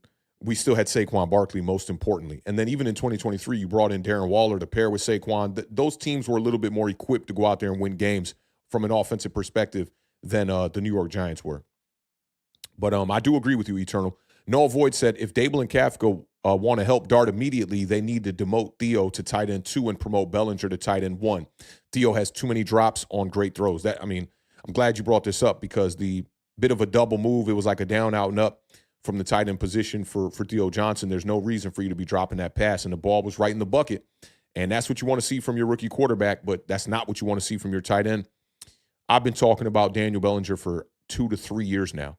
And Theo Johnson, I don't think he's a bad player, but at the end of the day, the Giants had no business drafting Theo Johnson after what happened. One, with Daniel Bellinger in his rookie season where he had a ton of success in the red zone, put up 3 touchdowns as well. And then they went and traded the third-round pick for Darren Waller the following season, which, okay, I'm okay with that. But then when it didn't work out and Darren Waller ended up retiring, coming back out of retirement and all that, I don't think that was the right time to go out there and address tight end again and then draft another tight end in Thomas Fidone again in 2025. So just a bunch of mistakes at a critical position that, a lot of people look at as the security blanket for a young quarterback. And the Giants really don't have that at the fault of their own. And Daniel Bellinger is a guy that basically all he does is catch everything. And for some reason, the Giants are just, ignoring that. I truly don't understand it. Big shout out to my dog B-Rog one time for the $20 super chat, man. B-Rog has been supporting the fuck out of this channel, man. Big salute to my dog B-Rog. He said the offense has played well. Before Dart, I can't even remember the last time we scored 20 points consistently in games other than the Dallas game. I can't ask of more with a depleted wide receiver core and a rookie quarterback. This is doubling down on kind of what I was just saying there. Like, Jackson Dart has impressed the shit out of me, and I thought he was a quarterback that was going to be a bit of a project coming in. And that is true. That does reign true still. But he is doing things from a mobility standpoint that I didn't think was going to translate this well to the NFL. And I do think he checks a lot of boxes as far as what he can do with his arm as well. So I think we're headed in the right direction, as far as the quarterback goes. I know that there are mixed reviews, and we're never going to know until, we get the necessary data to be able to evaluate this quarterback the proper way. But it won't be, something like the Daniel Jones situation where we got to wait 6 years until we get a wide receiver 1 here. I think that the Giants, already have their wide receiver 1, and they're going to be thinking about weapons moving forward and trying to put the best, offensive situation around their young quarterback so that he can, be in a situation where he can thrive. So I'm right there with you on this, B-Rog. Appreciate you supporting the channel, my dog, and helping us raise the bar one time. B-Rog also said, I love this channel. You guys are awesome. Yeah, and that goes for the chat too, man. I really do think we got one of the best chats on all of YouTube. And I'm a connoisseur of YouTube. Like, I study this YouTube shit, and I enjoy it as well. There's just so much great content floating around this platform. And I think the people over at Google and YouTube have done a good job of creating a platform for content creators to go out there and not only earn dollars, but also put together, the best and the highest quality possible. And they give us the tools to do that. So big shout out to them. Marjorie chiming in says, Tyler Nubin has the highest missed tackle rate amongst all starting safeties in the NFL with a 21.2% missed tackle rate. Tyler Nubin has been terrible, along with Andrew Phillips and Deontay Banks, and it's unacceptable. Shout out to H-Town in the building one time. H-Town said the coaches have reached their ceilings, can't go any further, nothing else to see out of them or waste any more time and talent due to their inability to be the tide that rises all ships or lead men. That's well said, bro. I like that right there. Shout out to H-Town in the building one time, rocking out with us on this Monday afternoon. So just wanted to break down Jackson Dart a little bit before we got off into these overreactions. I got 3 of them, but it's really 2 of them. Maybe it is 3 of them, actually, because considering the way that you guys are feeling about Jackson Dart in the chat, a few of y'all, I do think that maybe this first one is an overreaction. Let me see. RR677 said 27 is trash. takes the worst angles and over pursues. Yeah, and then you saw him just freeze up on the big Saquon run, man. Like, Tyler Nubin has been a major letdown. And though I liked him coming out in 2024, he was not the safety that I wanted to target. And the reason why we drafted Tyler Nubin was because Joe Shane panicked when the two cornerbacks that he wanted went off the board. It was Kool-Aid McKinstry and Kamari Lassiter, I believe it was. So when he saw his corners go off the board, he tried to go for the next best thing to help out his safety room, and that was drafting Tyler Nubin. Now, my approach during that draft, I wanted to address safety later on in the draft, and it would have been with I wanted to get Cameron Kitchens out of Miami. That was the guy I was wanting to target in the 5th round. He ultimately ended up going to the Los Angeles Rams. And you look at the Rams right now, and they have a bunch of like no-name guys kind of in their secondary, but they're still, able to go out there and play well. And I do think a lot of that has to do with the way that their pass rush is getting after the quarterback. But more importantly, the scheme, the philosophy, and what the defensive coordinator is presenting over there. But that was a reach. The Tyler Nubin pick was a reach, and I think they just looked at the amount of interceptions that he had coming out of Minnesota, felt good about it. I didn't think the tape was necessarily there. I mean, it always looks good when you have that, that many highlights on your highlight tape. But at the end of the day, Tyler Nubin was a safety that we all knew was, lacked speed. That was the big thing. And, the confidence for me and Tyler Nubin came from Nick Saban when he put him on his all 2024 draft team, and he listed him as the best safety in the draft, which made me feel good about it. But speed has been a major issue for 27. And I think RR is basically spot on right there.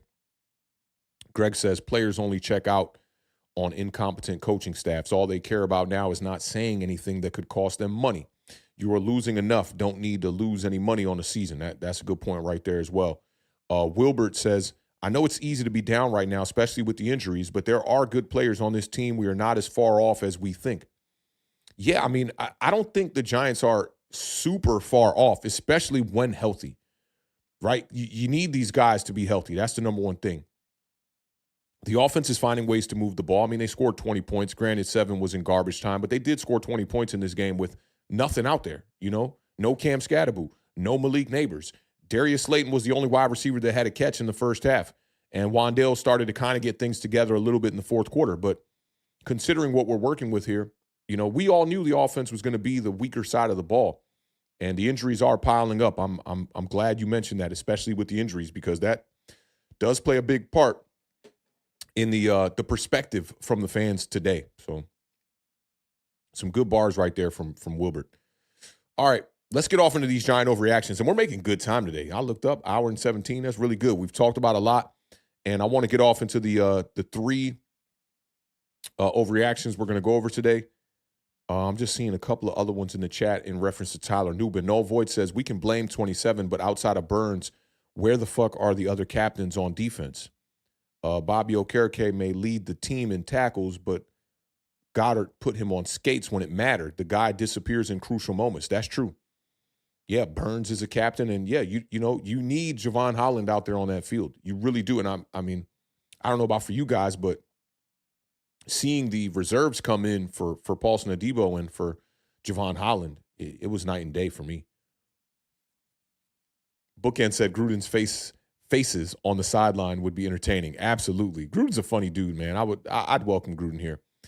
And he said Gruden is a very offensive minded, I guess saying Gruden is a very good offensive mind. You had that right. That's on me.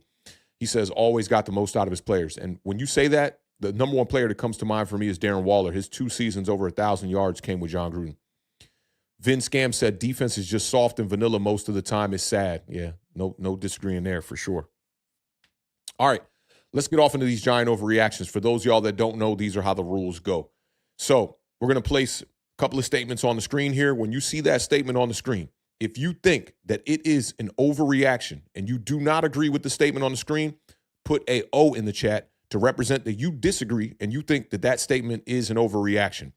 If you agree with the statement, you can put a U in the chat to represent that you are going to be taking the under on the overreaction. So you can put a U if you agree with it. And if you need some more time, you can put a P in the chat to represent that you are taking the push and you got to get your wits and get your thoughts together maybe in the next weeks to come before you can answer the statement that we see on the screen. So without further ado, let's get off into these giant overreactions.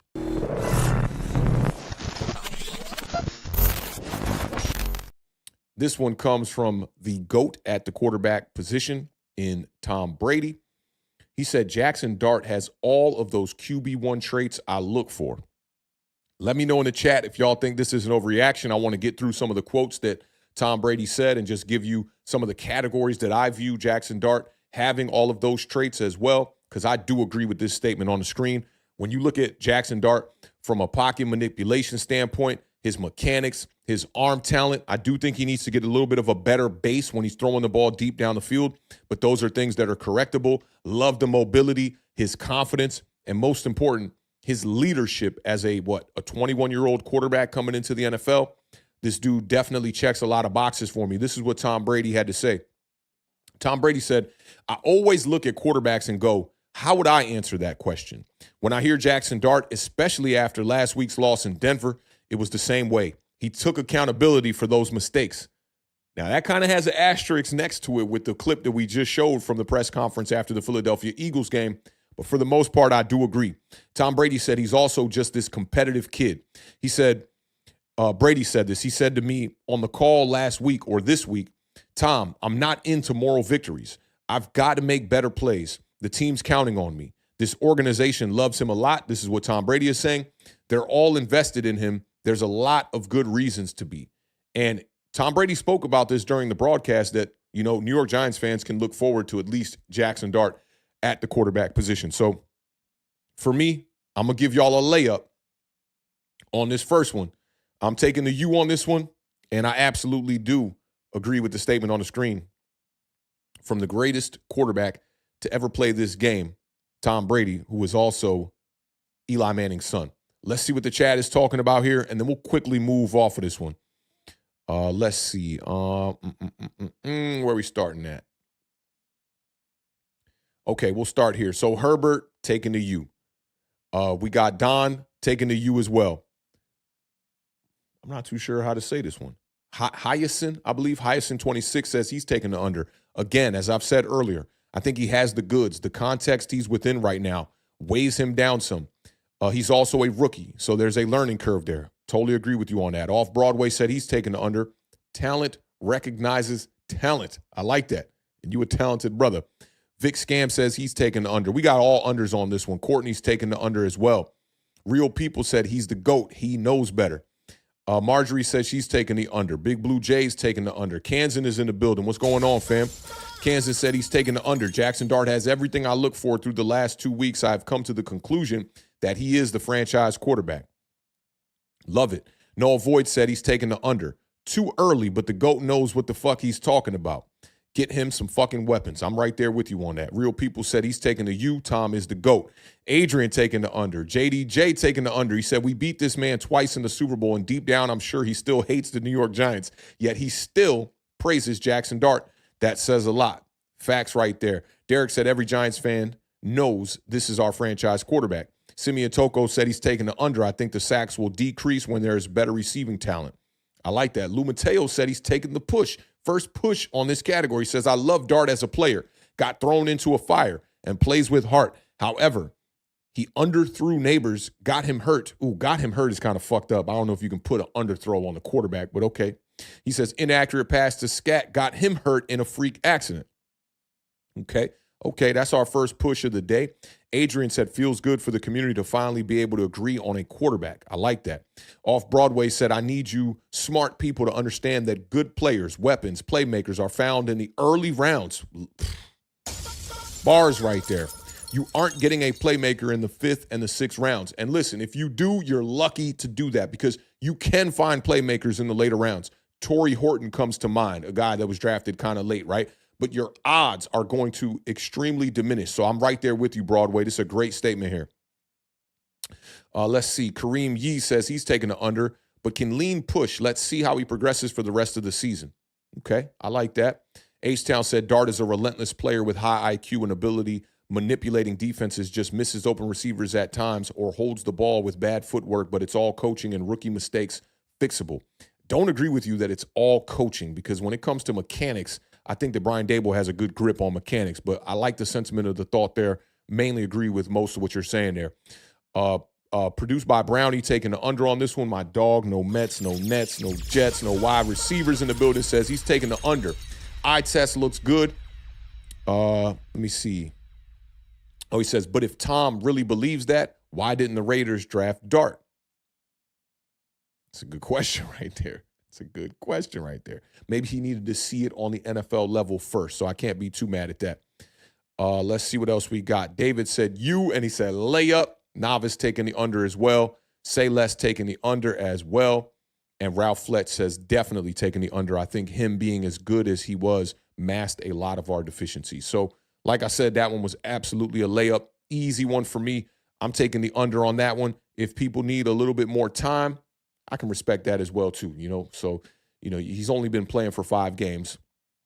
Maybe we are jumping the gun a little bit, but I think as far as the eye test, and think that's the big difference from what we saw from the last quarterback. There was always a bit of a, just a little regret for me where I was like, I don't know if this guy passes the eye test. And I always thought that Daniel Jones played the position pretty fucking goofy, and when you look at Jackson Dart, I think it is absolutely the opposite. So with that said, let's get off into the next giant overreaction so we can fly through these and get y'all up out of here on this Monday afternoon.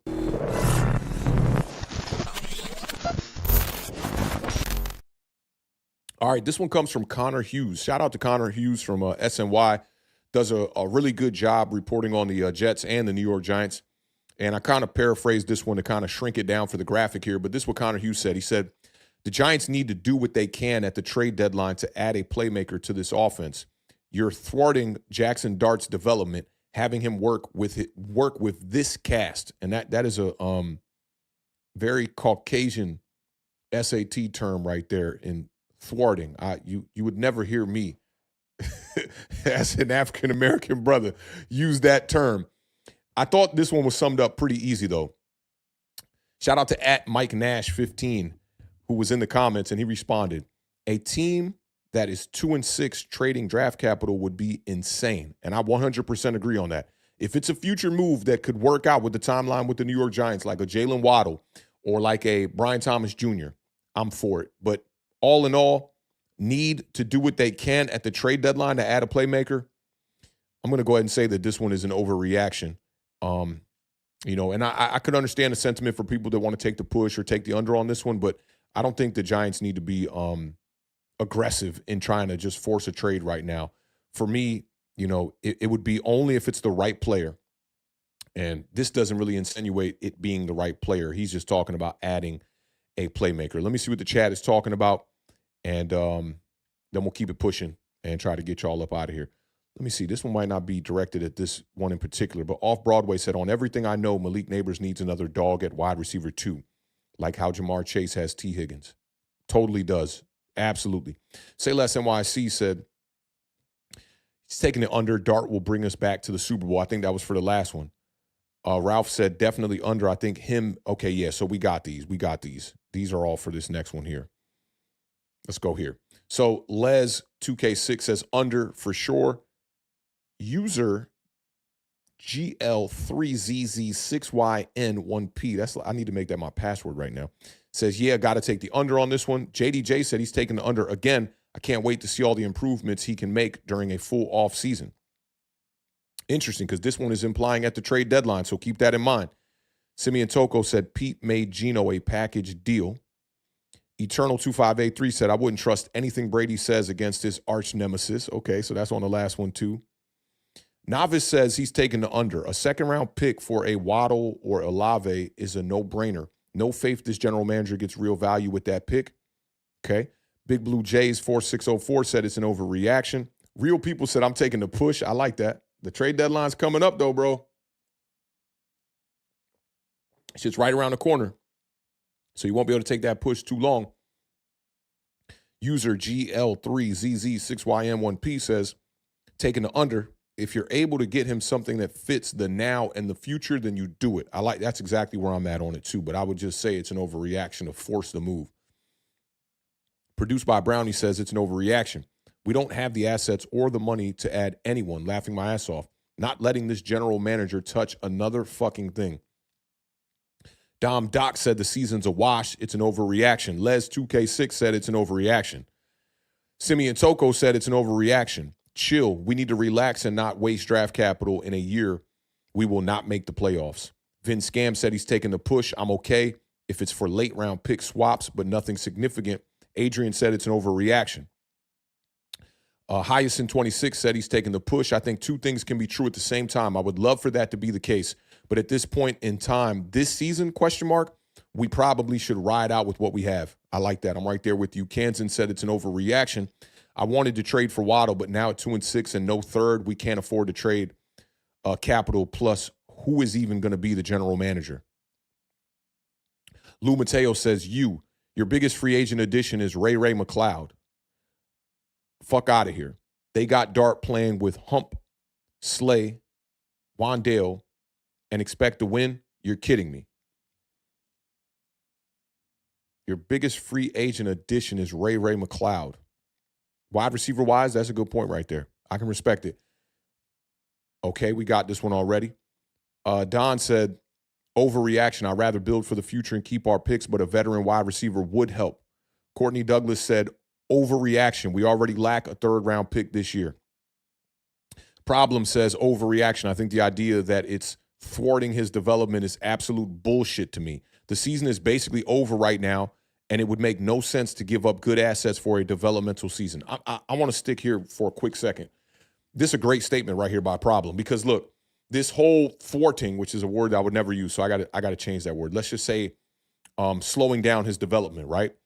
I totally agree with you that it is absolute bullshit. If anything, a great wide receiver around a quarterback that is this young is going to mask some of the development and make you think that the quarterback is actually better than he really is. By throwing Jackson Dart out here with minimal, high-level weapons at the wide receiver position, you're truly seeing what he has and what he can do. This is something I spoke about throughout the first three games when Russell Wilson started the first three, that when Jackson Dart came in, I wanted to see Jackson Dart within the exact same circumstances that we saw Russell Wilson in, so that we can have a apples-to-apples evaluation and comparison. Love this right here. 1,000% agree with Problem on this, that the whole slowing down his development thing is absolute bullshit right now.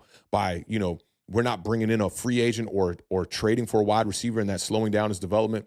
Totally disagree with that statement. I love where Problem is coming from on this one. Let's see. We got another super chat from Door Gunner right here. Shout out my dog one time rocking out with us with the $5 super chat. Big game tonight. Big game tonight, brother. He said, I've been on the road working, so I haven't checked in for a while. I feel bad for Cam Scatterboo. We need Thomas in D.C. to reunite with J.D. Okay, we're talking about Brian Thomas Jr. over there. Y'all could use another weapon at the wide receiver, but why y'all being so greedy, Door Gunner? Like, can we get one before y'all get one? If you guys were to go out there and trade for Brian Thomas Jr., I would come up on this stream and lose my shit. I'm not even going to lie, bro. But big shout out to my dog, Door Gunner, man. We appreciate you helping us raise the bar over here on the giant overreaction, especially as a Washington Commanders representative. That definitely goes a long way, brother. Appreciate you. Simeon Toko said it's an overreaction. He said, chill, we need to relax and not waste draft capital. We did get that one over. We got this one. Herbert says it's an overreaction. Noah Voigt says, taking a push, offense has no issue scoring. Go get a dog on defense. Inside linebacker. I like that right there. Jaji05 looking like he a little bit behind. He says, when goats speak, listen. That's a fact right there. That's definitely a fact. Shout out Gino in the building. He said, what's going on, brother? Let's see if I can't butcher this one right here. Zweilis? Maybe it's Zweilis. I know I'm fucking that up. Shout out my dog Z in the building. Said it's an overreaction. Said the only trade that makes sense is if we lock down proven weapons for the future. Right there with you. Right there with you. Sean Morris said the season is done and this team is shit. Ain't gonna get no pushback from me. H-Town said other coaching staffs would have this roster above 500. Doesn't matter how much talent you have on a team if you aren't putting them in position to win or developing talent, maximizing roster with no awareness. I don't know about the 500 thing. Got to keep it real with you, bro.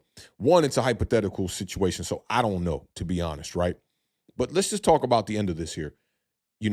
putting them in position to win or developing talent and maximizing the roster. I think the coaching staff has done an average job of putting this team in position to win.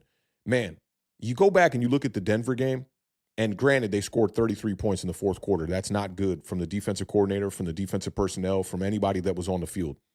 But I thought that Shane Bowen put them in a position to win that game. Last drive, Andrew Phillips lined up in the slot, going up against Marvin Mims.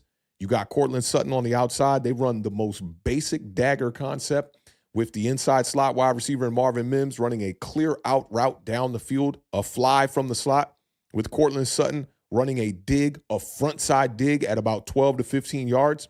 Bo Nix overthrows the dig, and you allow the clear out route to catch the ball because Andrew Phillips is just fucking loafing on the play.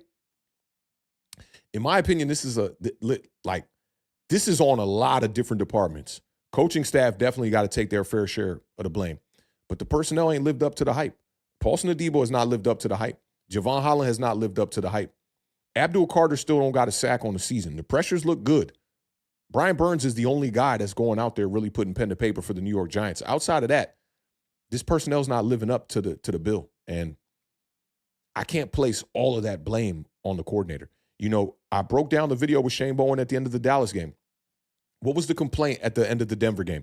Why the fuck is Shane Bowen sending just 3 at the quarterback and dropping 8 back into coverage when you got 4 first-rounders on that front, on that defensive front?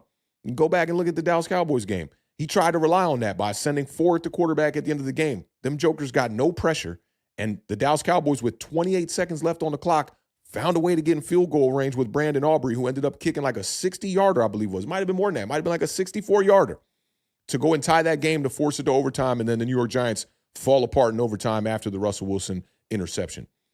I don't know, man. I don't know about this above 500 thing, but it's a hypothetical situation that I really should have stayed away from, but I don't know, man. There's a lot going wrong with the New York Giants, and I don't think it's just coaching. I really don't.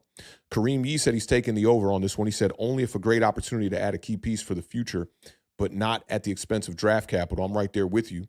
JDJ taking the push. On one hand, I want to keep the draft capital, but on the other hand, Joe Shane is doing the drafting. Off Broadway said, don't let Shane blow any more draft capital. He doesn't hustle other GMs.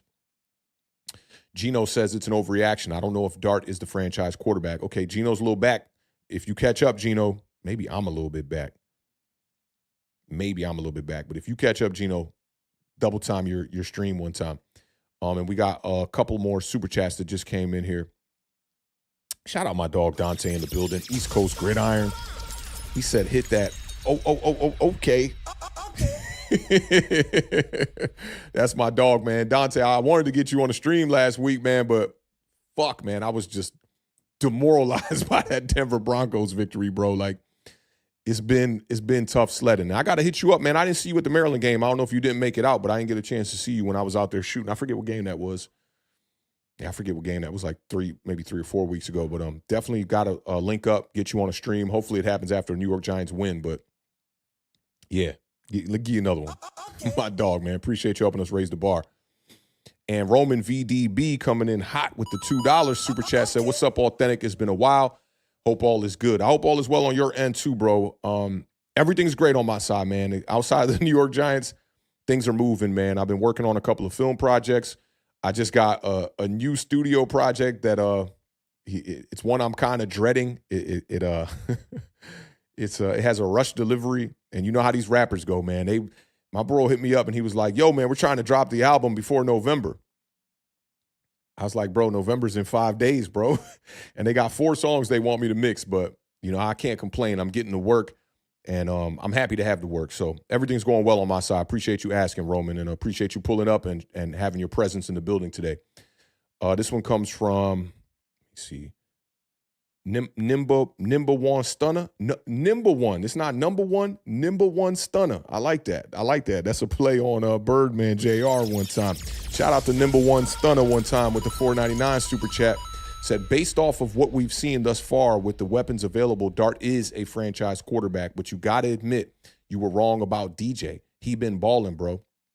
So tell me where I was wrong. That's what I want to know, because you're not the first person to bring this up. Tell me where I was wrong. I'll keep an eye out for you in the chat. But I definitely appreciate you supporting the channel here one time and helping us raise the bar. But just tell me where I was wrong. Because the assessment for me on Daniel Jones was always that as an average quarterback that lacks consistency. It wasn't that you can't win a game with Daniel Jones. I still don't think he's a Super Bowl caliber quarterback. Go back and look at the competition that he's played this year. You got 2 W's against the Tennessee Titans, 1 against the Bengals, and we got 2 impressive wins on the season against who? The Chargers and the Denver Broncos? Come on, man. Derek Carr was a MVP candidate at the middle, not even the middle, at the back half of the 2016 season. He was the number 1 candidate for the MVP race. Do we really think that Daniel Jones is an MVP caliber quarterback right now with 13 touchdowns and 3 interceptions? Is that a major difference from what we saw in 2022? Tell me where I was wrong. Because like I always told y'all, and I do shit like this on purpose so that like when we get to these points, we'll know where the fuck we at, right? Like all throughout the Daniel Jones evaluation, I never called that dude trash. Not one fucking time. Not one time. Dante says, man, I should clip our conversation about Daniel Jones so you can post it. You were not wrong, and you knew this was a possibility that he could be good. Look, Daniel Jones, we all know the statistic because I talked about it 1,000 times. He went 41 straight fucking games, regular season games, without putting together 2 performances consecutively with 2 passing touchdowns. Tell me where I was wrong. That's what I want to know. Tell me where I was wrong because Daniel Jones is winning some games right now. I was wrong on the evaluation. The dude was an average quarterback, a tick above average, as I always said. Made it a point to say because he has that extra capability to be able to run the ball. But do we think, and I'm not rooting against it, but do we really think that Daniel Jones right now is the MVP of the league? He's the most valuable player in the National Football League? That's wild. But I know. And I always tell my homies this, and I said this to one of my homies in the Twitter space, and he didn't like me saying this. I'm not in control with the way that you feel about what I say up here. I'm not in control of that. So a lot of people, they just look at it like, man, week in, week out, Authentic came up here and told us Daniel Jones didn't play good. Did he play good? Did you want me to come up here and lie and be like, no, man, this is the fucking guy for the New York Giants? 1, the New York Giants had no business paying Daniel Jones $40 million a year. He was not the guy for this market. 2, the Indianapolis Colts are likely going to pay him more money than that, and they're going to have to find out the hard way that he's not a quarterback that necessarily can get you to a Super Bowl. I'm not ruling it out as impossible, right? But when I look at the other quarterbacks around the league, I don't look at Daniel Jones as a top 10 quarterback. I just don't. Look at the running game that is supporting him right now. Jonathan Taylor is the leading rusher in the NFL by a mile. And that defense is playing really good ball too. Daniel Jones has always been a capable quarterback. I don't think anybody would dismiss that. Consistency has been the problem. But hey, here's the one thing I would not do. I absolutely, at this moment in time, would not trade Jackson Dart for Daniel Jones 1-to-1. Fuck no. But I would trade this. I would trade the schedule that the Indianapolis Colts are playing this year versus the schedule that the New York Giants are playing this year. Hyphen Wade said, Authentic, we know we can't keep letting cats get us off the square. DJ is in a better situation and has a guy that has given him confidence. It's just that simple. Better weapons as of now, in my opinion. I think it's part of that, but I do think that Daniel Jones is playing better football. And you got to credit some of that to Kevin O'Connell in Minnesota for showing him the way that you prepare for a game. We can't not point at the coaching staffs, notice I said that, when we talk about Daniel Jones. Right now, Shane Steichen is putting Daniel Jones in the best position to go out there and win games. But man, let me just pull up the other ones because I hate paraphrasing on the actual W's that they got this year. And every time I go to do it, I can't remember the teams that they played. So let's just go over this real quickly and just kind of look at the Colts schedule. It reminds me, I've been telling people that Daniel Jones' season eerily reminds me of 2022 with the New York Giants, and not with how he's playing, but just that he is being effective on a team that really has not played nobody. You know, their schedule has been cheeks, and they have the luxury of playing against that division, which just is not that good of a division this year, you know? So let's go ahead and take a look at these W's real quick, and then we'll move on to the next giant overreaction. So Titans, Cardinals, Raiders, Titans, Dolphins. Get the fuck out of here, man. Come on, man. Come on. 2 wins against Denver and the Chargers. I'll give you your props on that. Reminds me of 2022 when he beat the Green Bay Packers and when he beat the Baltimore Ravens as well. So, come on, dog. What do I got to admit that I was wrong on? That's what I want to know. Because y'all know me. If I'm wrong on some shit, I'll tell you straight up. Oh, I was wrong on that. I said that we should keep Deonte Banks as a depth piece for the New York Giants just 3 weeks ago. Clearly fucking wrong on that. But Daniel fucking Jones, man, god damn. That shit is crazy. No Mets, no Nets, no Jets says, I can't believe we're still talking about DJ. He said, fuck Daniel Jones. Damn. He said, he ain't a Giant. If anyone likes DJ more than you like the Giants, go root for the Indianapolis Colts. Wow. I'm still looking. I'm looking in the chat, though, from Nimba to figure out what I was wrong on. That's what I want to know. Because do you think that 8 games through the season somehow erases what happened through 6 years of Daniel Jones' debauchery with the New York Giants? Okay, Nimba says, could it be possible that this coach and manager are the issue? Terrible draft misses and terrible additions through free agency, and the coaching is bad all over.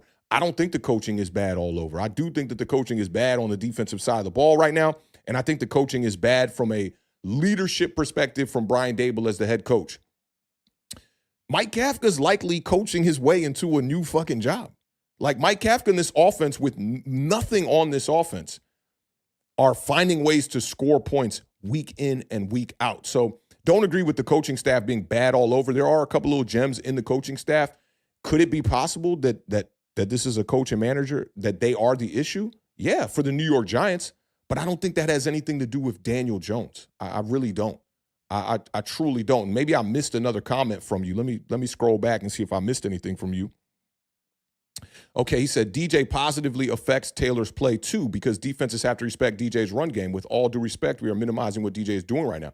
We're not. Aren't these the things we talked about with Daniel Jones in 2022? Nimba, if you've been paying attention to my streams, even this season, have you heard the rhetoric that I've been spreading about Tyrone Tracy and the lack of putting pen to paper in his running game because Daniel Jones is not in the lineup? Do you remember me talking about the first 10 games of the year with Tyrone Tracy where he averaged over 5 yards per carry, but then when Daniel Jones left for the last 7 games of the last season where Tyrone Tracy did not have one game over 60 yards? Again, I'm waiting. Tell me where I was wrong. Because Daniel Jones' legs is something that I always supported over here on this channel. 2022, a big factor of why the New York Giants were in the playoffs was because of the dual threat mobility from Daniel Jones. But more importantly, it was about his consistent play that year. He didn't turn the ball over, which is what he's doing right now, right? I'll wait. But I don't think you'll have an answer, bro. You tell me where I was wrong. That's what I'm waiting on. Where I was wrong on Daniel Jones. That's what that's the real answer I'm looking for right now, because I don't think I was wrong on Daniel Jones because the Colts are 7-1. I was wrong on Daniel Jones. Fuck no. H-Town says they plan for the defense to carry the team and allow offense to catch up and win games, but Bowen definitely isn't putting them in position to win. His play calling is hideous. I just disagree with the last statement all throughout the season. The games that came down to the wire with the Dallas Cowboys game and with the Denver Broncos game, I thought Shane Bowen did a good enough job to put them in position to win those games. I thought he did a good enough job against the Saints as well. I mean, he allowed Spencer Rattler and the Saints to only put up, was it 19 points in that game? Offense fumbled the bag, turned the ball over 5 times in a row. Can't win like that. But holding a team under 20, that's good enough for me. But it's not to say that there are no deficiencies in the play calling from Shane Bowen. Absolutely not. I do agree with you on that point. Damn, I saw another one I wanted to highlight. All right, so seems to be general on this one, though. You know, people will take a weapon if it aligns with the timeline. I think we're all in agreement there. But I'm still waiting on that Nimba post. I ain't even gonna lie. I really want to see what Nimba, where I was wrong. That's what I want to know, because do you think like Daniel Jones is MVP caliber quarterback right now? You know, did you think the evaluation was wrong with what you saw through your eyes for 6 years? I'm super curious about that. But while we wait, we'll get off into the last giant overreaction of the day, which this one comes from one of our users in the community. Super excited to talk about this one here and see how y'all feel about this one, more importantly.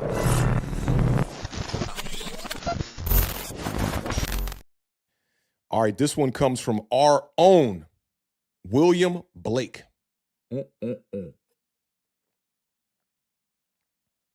William Blake says, and I'll paraphrase this one. William Blake left a paragraph on a comment today on the YouTube channel, and he said, I'm putting this out there. At the end of the season, the only change happening with this team will be at the defensive coordinator spot, with Shane Bowen potentially getting fired. Some of you may hate the current general manager and head coach, but guess what? They built this young, promising squad of players, several of whom you guys like, and since they have a foundation of youth and good free agents, the salary cap has been better than it was 5 years ago, and most important of all, they hit on the quarterback. This regime is not going anywhere. Watch. They'll either get extended or be allowed to come back in 2026. And Brian Dable's contract does go throughout next year. When William was talking about the youth, he pointed towards Malik Neighbors, Abdul Carter, Cam Scadaboo, Kayvon Thibodeau, and, of course, Jackson Dart. And when he was talking about the free agents, he pointed towards Brian Burns, which was actually a trade, not a free agent. And he pointed towards Jermaine Illuminor. So y'all let me know what y'all think about this one. I really just want to know what y'all think. I thought it was a cool statement, and I thought that there is a possibility for this for sure, that Brian Dable could come back and John Mara would allow him to play out the contract. But let's see what y'all are talking about here. I see Solitary Camp is in the building. He said Joe paid DJ all that money, then paid Adebo and Hollins. Oh, he's talking about Javon Holland. Okay, so paid Adebo and Javon Holland a bag coming off injury, and now they're injured again, and put the laughing emoji. You can't make this shit up, bro. Noel said at some point you have to blame the defensive players not making the plays called. And that's where I'm at with it as well. Let's see. Lou Mateo said Bowen is the scapegoat. I mean, Bowen has been bad, dude.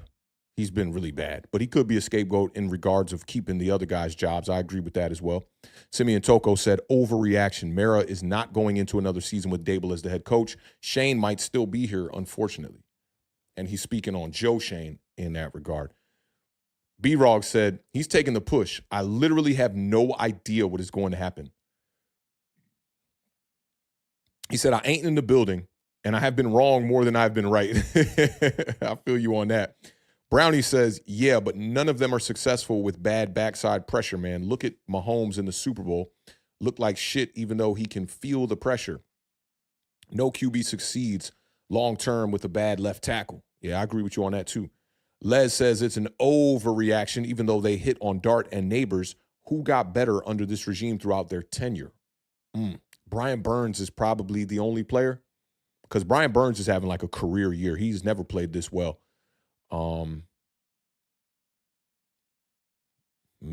Maybe Kayvon. That's a good point right there, Les. Berg said he's taking the push. Look at how other teams have fared with their quarterback in place and bringing in competent coaching. I don't know if Mara will pull the trigger, but Dart is that guy. No need to keep these bums upstairs. Good point. H-Town said, does Dable keep the job and end up with another losing season next year, or is it time to find real coaches to replace him and get rid of the bad overall play and have real culture in the organization? I'd say a little bit of both. Vin said it's an overreaction. Pat Leonard just reported they are about to break the franchise consecutive road loss record. Yeah, that's 9 straight on the road. You cannot retain a coach who is going to break just about every franchise loss record. That's a good point right there as well. Don says he's taking the under. They will be back just because of Dart and Shane. Oh, they will be back just because of Dart, and Shane will be the scapegoat. But some of these players like Banks got to go. Agree. Jared said, nah, Bowen is legit terrible and incompetent. Doesn't solve everything, but he needs to go ASAP. I agree. And maybe not with the ASAP part, because I'm more leaning towards firing him at the end of the year, but it is a good statement. Vin said, however, I can definitely see them keeping Shane and Dable. I can too, bro. Noel says he's taking the under. Mara has PTSD from screwing up Daniel Jones. His own words. Dable coming back. Bowen's gone. Simeon Toko said Burns walked in the door a dog. He did. Yeah, he did.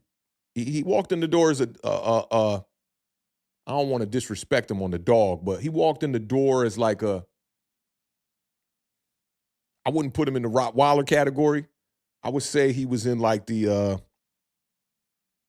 I don't want to quite call him a golden retriever either. That'd be a little bit of disrespect, but somewhere in between. And now, he's playing like a pit bull. He's definitely a bona fide dog right now, for sure, straight from the kennel. JDJ said it's an overreaction. This could go either way. If this team depleted with injuries and still looking uninspiring and they go the embarrassing Joe Judge route and lay down for opponents, then Mara will have no choice.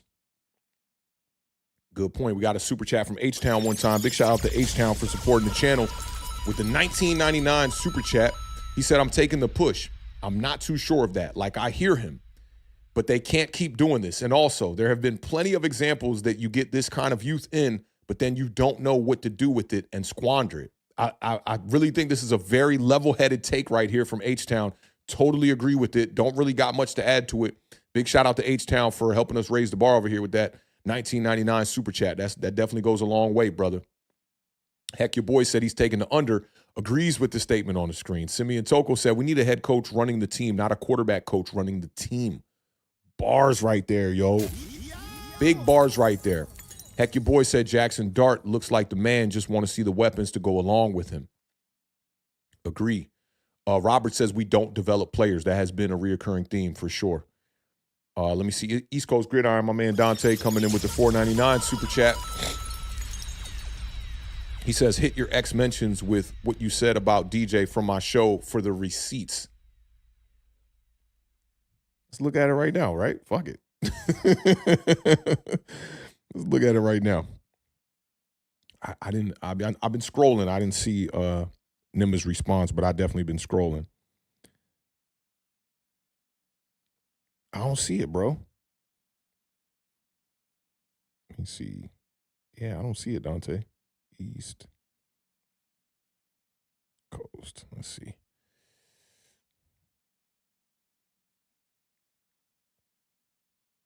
Yep, I don't see it in there yet, Dante. Send me that when you can, because I would love to read that on air. I'm if I fucked up, I fucked up. I'll tell y'all right off the bat. But if it's going to support the case, I'd love to see it, bro. Go ahead and send that to my Twitter DM right now if you can, bro. That'd be awesome. And appreciate you sending in the super chat, helping us raise the bar, dog. Solitary Camp said it's an overreaction. This roster is poorly constructed. Joe Shane needs to go. I like that. Derek Garcia said overreaction. Clean house. We've gone too long. That's a wild-ass term. Sucking ass is crazy. That's a wild-ass term right there.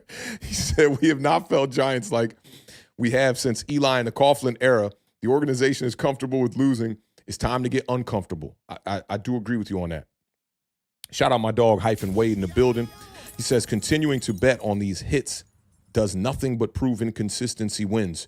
We just got done talking about somebody with inconsistencies. We sure did. We sure did. Simeon said, a Labrador, maybe not aggressive enough. It's like a dog that, when I knock on the door and I open the door or whatever, and, I see your dog right there, I'm be like, can you put that dog up one time? It's got to be a dog of that kind of stature, right? Maybe Rottweiler's the vibe. Maybe a Rottweiler's the vibe. Nimbus said, no disrespect, but in my opinion, you overly place blame on DJ in the past for Giants losing when there were many other factors at hand, offensive line play, injuries, etc. So let's talk about it. The offensive line right now that you are seeing in front of Jackson Dart is left tackle Andrew Thomas, left guard John Runyon Jr., center John Michael Smith, a little bit of Austin Schlottman, who's been playing because of JMS having a concussion. Right guard Greg Van Roten, right tackle Jermaine Illuminor. It's literally the exact same offensive line we saw with Daniel Jones. What did I always say with Daniel Jones? The dude does not see pressure. And if you bring in a decisive quarterback is an offensive lineman's best friend. This offensive line will look better once you switch out the quarterback. Does the offensive line not look better? That's up to you to answer. I know my answer for sure. You said in the past the Giants losing when there were many other factors at hand. You talked about the offensive line, injuries, and all of that stuff, right? And you said I overly placed blame on Daniel Jones. There was never a time where I ever told you guys in this chat that the New York Giants were a quarterback away.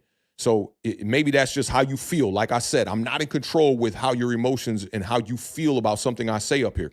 Never came up here and said, hey, that whole entire game is on Daniel Jones, and if you swap out the quarterback, the New York Giants are a Super Bowl away. We all knew the deficiencies within this offense. And you don't have to preface it with no disrespect. We talking ball, bro. It's nothing. But at the end of the day, I know that I am not in control of everybody else's perception and perspective of me. But I respect that at the same time, right? It's like I can't control the narrative, but I don't think you've done a good job of placing supporting factors on how I was wrong. I still don't think you've done a good job of that. And obviously, no disrespect. You know what it is, bro.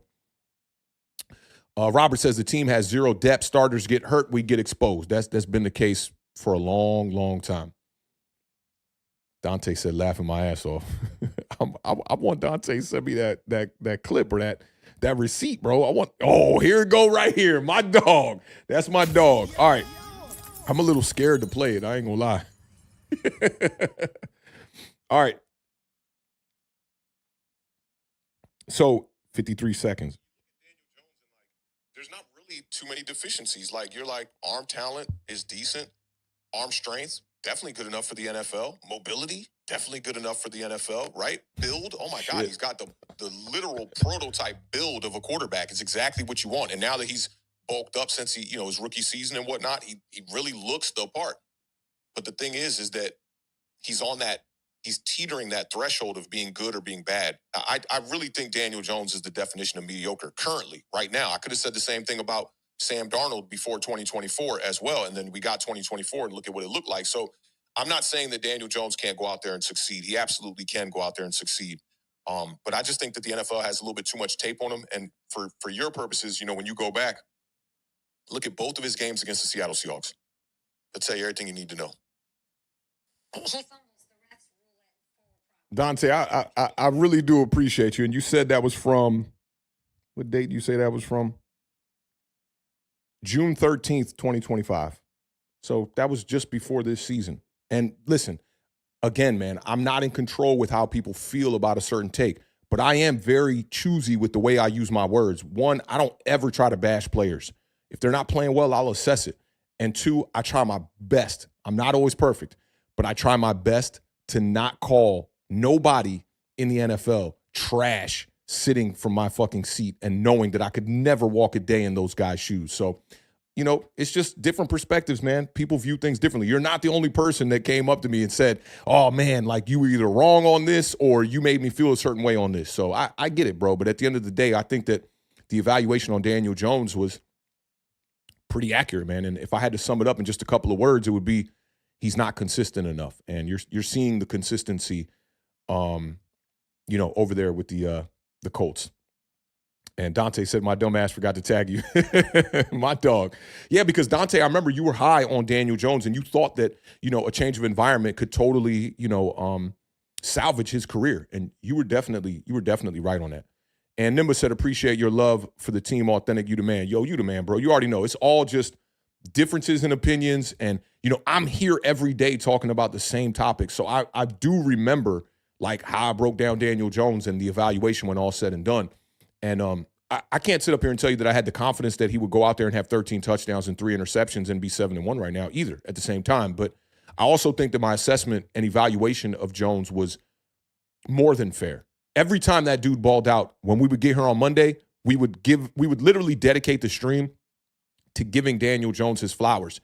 And I would bring out that big ass, I should go get it, that big ass stupid fathead face of his and whatnot and be like, just clowning and shit like that. So I always thought the evaluation was fair. And for the people that have been here since day one from 2019, I gave Daniel Jones 3 years with full support. Never was, the first 3 years of the podcast, I wasn't even critical of Daniel Jones. It was after they brought in Kenny Galladay, Kadarius Toney, Kyle Rudolph, John Ross, that whole experiment that went bad. I was like, okay, that's enough.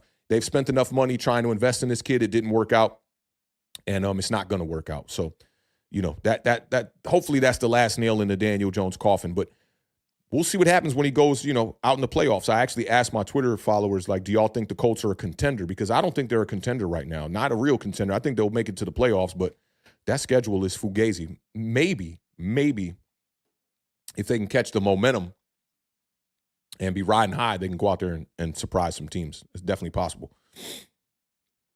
Shout out to my dog Bergs one time in the building with the $4.99 super chat. Bergs said, am I crazy for saying Joe Shane has been worse than Dave Gettleman? You're not. He said, we have no depth. The bona fide stars are not his picks. Very few of our picks are good. Yeah, I mean, I've said this a bunch. We've actually had this statement on the Giant overreaction before where we mentioned that is Joe Schoen doing a good enough job if it is even better than Dave Gettleman. Dave Gettleman absolutely was a better evaluator of talent. I will say that. And, the other difference, though, is that we caught Dave Gettleman at the end of his football career as a general manager, and we caught Joe Schoen at the beginning of his football career as a general manager. So maybe if we caught Dave Gettleman early on, he would have been worse or just as bad as Joe Schoen has been. But, this is a results-based business, and as fans of the team, and more importantly, as the people that run and own the team, you can't keep waiting around for a guy to turn into, potentially the general manager you think that he should be. And that makes things very difficult on John Mara, for sure. And Nimba says, bro, Andrew Thomas was hurt a lot of the time that DJ was playing, man. I can't believe we're having to revisit this stuff. I just take it that Nimba missed a lot of the assessment that we were doing in real time for this, right? Just go back and look at the 2023 season, right, where Tyrod Taylor played the majority of the dropbacks that year, right? Tommy DeVito also played almost equivalent the amount of dropbacks that Tyrod Taylor played, but Tyrod Taylor notched him out just by a little bit. Daniel Jones took the fewest dropbacks that year. You look at that year, the New York Giants were sacked 85 times on the season. Daniel Jones was sacked 30 of the 85 times. What's the other kid? Tommy DeVito was sacked 36 times. The other sacks were on Tyrod Taylor, which was right around 20. So explain that, right? How does he take the most dropbacks, but he is taking the least amount of sacks?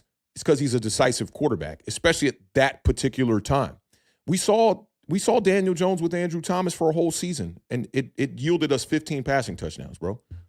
Like, this isn't something that happened over 1 year. This shit happened over 6 years. It's a big chunk of my life. Like, it was the back half of my 30s, all of it, and listen, there was no, like, do you want Daniel Jones back on the New York Giants? I'm trying to figure out what you're trying to get at and what you think I was wrong on. That's really what's at hand here. I don't think I was wrong on anything, to be honest, when it comes to Daniel Jones. I thought it was fair. I really do. Yeah, he missed a couple. He only played 2 games with Andrew Thomas in 2024, I believe. No, 2023. But so did Tyrod Taylor. Tommy DeVito played 6 games with Andrew Thomas, and he looked like the worst quarterback because he is the worst quarterback of those 3 guys. But nothing was going to save Daniel Jones in New York, man. Not my evaluation, or anything the coaching staff was doing for him here, And we saw him go through what? 4 offensive coordinators or some shit like that, and it never got better. In fact, it got worse if you think about it. 2019, you could still argue is Daniel Jones' best season in I was going to say in blue, but in New York Giants blue. So I don't want to harp on that. I know the chat going to be like, bro, why the fuck are we talking about Daniel Jones so much? But, it is what it is at this point. And Bookend said, yeah. Yeah, I'm with you, man. I'm with you, bro. I'm with you. Dante said, you gave context and said he was on the brink of being good. Man, you heard it, man. Look, I just think my homie Nimba just wasn't maybe as prevalent around when we were talking about that stuff in real time. And maybe got, a small sample size of what I was talking about, or maybe I said some shit. I don't know. But the general theme of how I broke down Daniel Jones' evaluation was the dude was a tick above average quarterback that needed a lot of pieces around him, and that's not what I want in a franchise quarterback. I don't want everything to have to be perfect. Great offensive line, Jonathan Taylor at running back, great weapons around you, one of the better rookie tight, I'm not going to say rookie, one of the better tight ends in the fucking league right now, solid defense and all these different things. Like, we needed a quarterback that could operate in an environment that wasn't perfect, and that's why we all wanted to move on from Daniel Jones. If you didn't want to move on from Daniel Jones, I don't think that this is a moment in time to be, throwing lightning bolts at the receipt guard. I got to keep it funky with you. Hyphen Wade says, I love this team. They mean the world to me, but I'm tired of this. I only have 3 moments these last 10 years. It's been bad, bro. It's been bad. It's been bad. I like a lot of the statements on the, retaining Brian Dable and the rest of the staff outside of Shane Bowen, because I thought that, as much as I don't like this statement from William Blake, like, is it not that I don't like it? It's a statement that I don't necessarily think is the path to victories for the New York Giants. I think he's kind of right here. 1 more year on Dable's contract. I think they're going to go 1 more season with him. I really do. Shout out to H-Town 434 in the building with the $9.99 super chat. Salute to all of y'all, man. Y'all really been supporting the channel in a major way today. He says, if Bowen is scapegoated, it sucks, but there's merit. This front office and those that surround it have to do something. If he's the only one gone, all eyes are on Brian Daboll again, hyper-focused this time. Yeah, and look, because this is the year, and I heard C-Mac from WFAN say this, and I thought it was a really great take. He was saying how in his eyes it is year one for this regime, no matter what happened in the beginning. And this is the year where you found your franchise quarterback, and you know that. Next year is the year to win with your franchise quarterback, and you know that. And if you don't win, see you later. And honestly, I wouldn't be too upset with that decision-making. If what Williams says happens, and they fire Shane Bowen, do a couple of readjustments to the coaching staff, bring in a defensive coordinator for a year, and then Brian Daboll doesn't get the job done, doesn't win games in 2026, then you fire him. I'm not too mad at that whole approach. And I could support that a little bit, as well as I could support just cleaning house as well. Good statement here by H-Town. H-Town definitely very rational, bro. Like I've been looking at a lot of your takes in the chat, your super chats. Very rational takes, bro. Definitely agree with a lot of what you're saying here. Shout out to Mason Betha, just got in the building. If you know, you know. Appreciate you being here with your presence. Let's see what else we got here. And then we'll get y'all up out of here. We are at the 2-hour mark, so we are going to close this out here shortly. Derek Garcia says, do you think Dex is on his last leg to be a Giant? We've seen it too many times before on our team where superstars clock out because of our losing streaks. They don't want to waste their prime in New York. I don't know, man. I think that Dexter Lawrence might have just had a setback with that injury. Dude just went up against a backup center this past week. I forget the homie's name that backs up Cam Jurgens over there in Philly, and he got dominated, man. So I don't know. Giants tend to kind of keep their talent. Those guys have been here for a fairly long time. I don't think Dexter's going nowhere in the next couple of years. It would just add another hole on this defense. And even when he's playing at a low level, he's still one of the better players in the league, even when he's playing at a low level. So, yeah.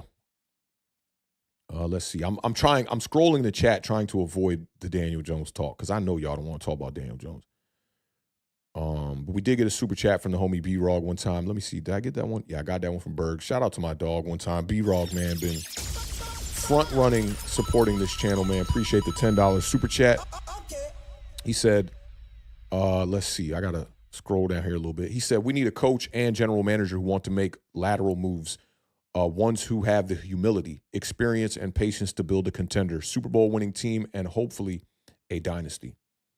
And that's a hard thing to identify, man. That, when you talk about hopefully a dynasty, Super Bowl contenders, that's a hard thing to build. Like bringing in Mike McCarthy in Dallas with the way that their roster was set up when he first got there, and even throughout his time there, you would think that roster was ready to compete for a championship. And not once during the Mike McCarthy era did they get a chance to compete. So it's tough, man. And honestly, it's why, one, I don't like calling for jobs, because I don't know what's going on in the locker room, in the front office and whatnot.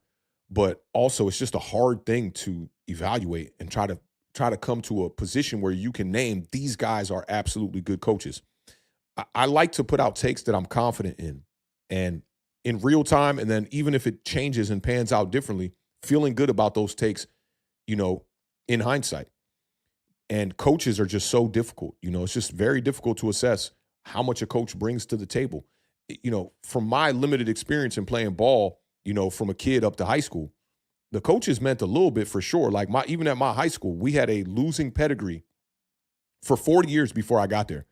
And my freshman year, we got there, and the coach that we had brought in, rest in peace to Coach Ashwell, he completely changed the entire culture at my high school. And we went from a team that hadn't had a winning record in 40 years to winning 6 games the first year, and then the next year winning 9 games and going to the playoffs for the first time since the 60s.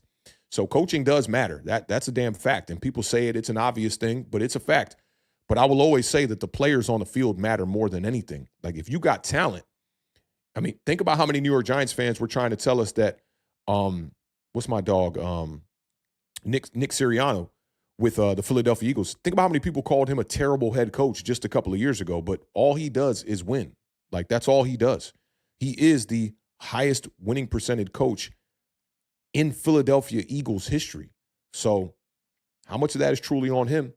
You know, he doesn't seem like a guy who's all about the X's and O's like a guy like Brian Dable or, you know, some of these masterminds around the league like a Sean McVay, you know, or a Kyle Shanahan, but he's having more success than basically all of those coaches. So it's something to think about. And I do think that the personnel matters the most, absolutely matters the most. But that's a good statement there. That's definitely a good statement there. And let me get this overreaction off the screen real quick. But shout out to all of y'all, man. And if we got any new viewers in the building, if this is your first time here and you digging the vibes, go ahead and hit the subscribe button if you fucking with the vibes and whatnot. If not, your presence here is definitely enough. And shout out to all of y'all, man. We are slowly but surely approaching that 7,000 mark. And that has a lot to do with the people that continuously show up week in and week out to support a bad football team over these last 7 years that we have been over here on YouTube on this small corner of the internet called Authentic in the Beard. Big salute to y'all, man. So let's just take a couple of more, and then we'll get y'all up out of here. Dang, yo, this is wild right here. This is wild right here for me to say a coach's name and Dante know exactly who I'm talking about. That's crazy. Yup. Coach Ashwell from Magruder. He was at Magruder right before he came to our school when he came to Einstein. And he came in with a whole new thing. I'll never forget the coach that was fired right before Coach Ashwell came over to our high school. The dude's name was Coach McCullough. And they really fired him for like just his aggressive approach at trying to coach an old school way. He used to have this like baton. It almost looked like a baton that they use in a relay race, but it was like just made out of straight steel. And I'll never forget my first practice in 9th grade. He walked around because he got fired that summer, and then they brought in Ashwell. He walked around with that baton and to like pretty much like test your reaction time. He would just smack us on the face with the baton on our face mask. And when the school saw what was going on, they were like, oh, we got to get this guy up out of here. But then Ashwell came in, and that was the year that Einstein was getting rebuilt. Ashwell came in, and yeah, man, we all we did was win during those 4 years that I was there. I didn't play my senior year, but throughout my 3 years, all we did was win. And then Ashwell left. That my senior year, Ashwell left, and it all went to shits, and we went back to just to losing. Yeah, Simeon says tapping helmets. Yeah, like not tapping, like swinging the shit at you, like bunk, like right in your shit, bro. And he had everybody on the team line up on the sideline on the field and just went down and hit everybody like that to test who had like, the guts to not blink and not react and all that. It was an old school way. And I did like Coach McCullough. I thought he was a good coach, but definitely had an old school approach. Yeah, and EC said he was in his late 40s when he passed. Yeah, man, he was super young. I'm not even sure how he passed away. I was long gone from Einstein at that point in time. But yeah, rest in peace to Coach Ashwell. I credit him for the turnaround at my high school 1,000%. I mean, he killed it. And one of the things that he did was we were our uniforms were set up like the Houston Oilers. We wore baby blue with red helmets. And when he came in, he was like, this shit just not aggressive enough. So to entice us, he got one jersey that was going to be the new jersey for the year, my 9th grade year. And he posted it on the back of his office in the locker room. And he ain't even say shit.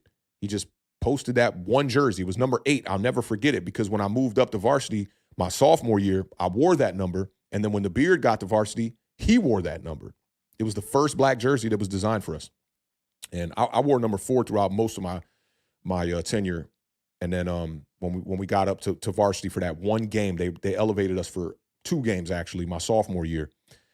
Basically just to look like a bigger team on the sidelines. And they had a couple of us on the hands team and shit. But yeah, that jersey meant a lot. It really did. Like we were like, are we wearing black this year? And we were all fighting for jobs from that point on. It was a good memory from my childhood for sure.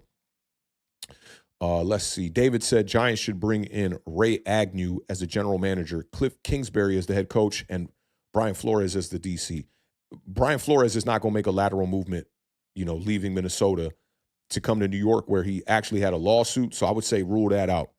Cliff Kingsbury, I like what he's doing as an offensive coordinator, but that might be another lateral move, right? Like getting a guy that has continuously excelled as an offensive coordinator, but when given the reins to be the head coach, couldn't keep his team in check. I don't know if you remember what it looked like in Arizona when Kyler Murray was coming off the field basically telling Cliff Kingsbury, man, shut the fuck up, get your shit together, all of that. And he lost his locker room. So I'm not in favor of Cliff Kingsbury as a head coach either. I think it's a bit of a lateral move. Ray Agnew as general manager, I don't got much pushback on that, but I actually want to bring in a defensive-minded head coach if we're going to move on from Brian Dable. But like I said, judging head coach candidates is super, super tough, man. It's super tough. So, it's something that I like to leave to some of the more professionals in this field. But I will be doing a search once it's time to do the search. And just like the wide receiver thing, like I'm not going to go out here and look up a bunch of guys that we're going to trade for and blah, blah, blah, blah, blah, when it might not even happen. So same thing goes at the coaching position as well. And Dante said Ashwell passed from a heart attack. I do remember that. Yeah, man, it's tough. We lost him and the athletic director, what was her name? Miss Hedges, around the same time. A lot of our teachers from that school passed away. It's unfortunate. H-Town said at the end of the year's season over and next year begins, who is still on the roster and staff and who isn't? That's a tough question. It depends on how things pan out for the rest of the year, to be honest. But staff-wise, I don't think Shane Bowen's going to be here. I think that's the guy that you'll see that'll be gone, especially if the rest of the guys are retained. Yeah, Mason talking about the case for sure. Yeah, and I agree. I would take Cliff under a new regime as the offensive coordinator, but he's another one. Like, why would you make a lateral move, career-wise, going from offensive coordinator from Washington, who's in a better position than New York, to come to New York and be the offensive coordinator? I don't think it makes much sense for him, even though it would be great for us, to be honest. Noel Voigt said, if we are going to replace the head coach, bring Spags from Kansas City. I'm not mad at that at all. He said, tired of offensive-minded head coaches, hire a defensive-minded coach, and then hire an offensive coordinator. I like that. I do like that. Eternal said, when will Abdul Carter finally be allowed to play? I'm not too sure what you're asking there because he's been playing the past, since the beginning of the season he's been playing. H-Town said Flores still has the lawsuit. Yeah. Then he said Kingsbury doesn't go under center with his plays. No good. I don't care too much about the under center stuff. I mean, a lot of teams don't go under center as much anymore. But yeah, it's just head coach wise, I couldn't support Cliff Kingsbury. H-Town said Jeff Hafley, talking about Green Bay's defensive coordinator, or Gruden as the head coach. I ain't mad at that either. David said, super tough. I'm just throwing names out. I just don't like Joe Shane. I definitely feel you on that. Jaji05 is in the building one time with us. He said, Brian Dable fired Wink Martindale's staff, wouldn't let Denard Wilson bring in his own staff, and Bowen came off of stats, off a cell phone, bring in like a Dungy to consult and find our defensive coordinator, Dabes, and to stay heads off. Dabes, I'm not sure about the last statement, but I do agree with everything else you're saying there, Ja. I like that. Like bringing a consultant to make sure we're going in the right direction. That would make a lot of sense, man. Nomad says that Spags is not coming back to New York. I do agree. Kansas said, did you talk about the Carl Banks comment on Dexter? My bad if you did. I wasn't here at the start. Yeah, we spoke about Dexter a little bit, and I didn't necessarily bring up the statement from Carl Banks, but Carl Banks was basically saying like Dexter Lawrence got to look in the mirror and figure out the reason why other teams are just not respecting him right now the way that they respected him last year. And I do agree with that. Only Dexter Lawrence knows, and that's what Carl Banks was saying. That's a fact right there. Simeon said, one of these stooges got to go. Facts. Berg said, I love the McCarthy idea for head coach. We need a guy who knows how to win these games. Yeah, I could support Mike McCarthy. I'm not too mad at that.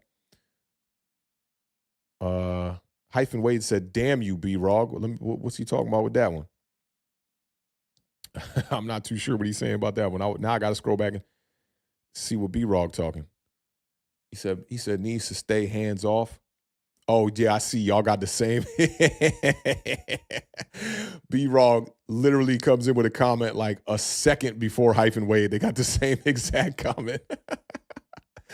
Oh, I love that. I love that. Solving the Race Problem says, salute authentic. I'll catch the playback. Ideal scenario, Mike Tomlin or Harbaugh as the head coach, Mike McDaniels as the offensive coordinator, and bring Wink back as the defensive coordinator.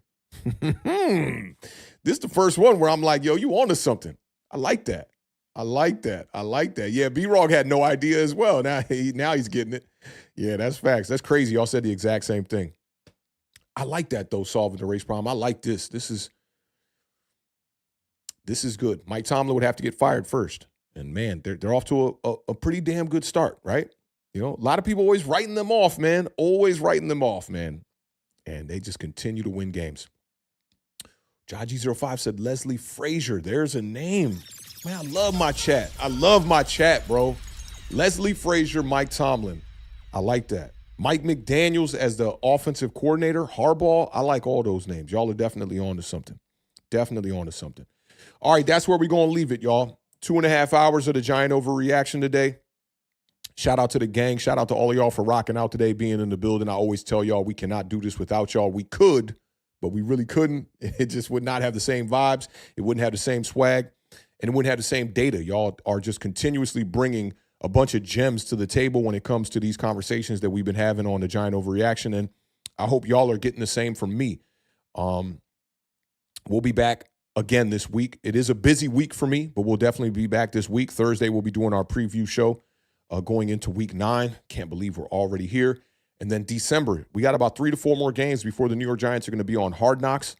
Man, it's going to be a good end to the season. I'm not speaking for the New York Giants, but for the fan base, I think it'll be a fun end to the season. We'll get to see our team, underneath a spotlight that is regarded as one of the premier outlets when it comes to content in HBO. I'm definitely looking forward to that.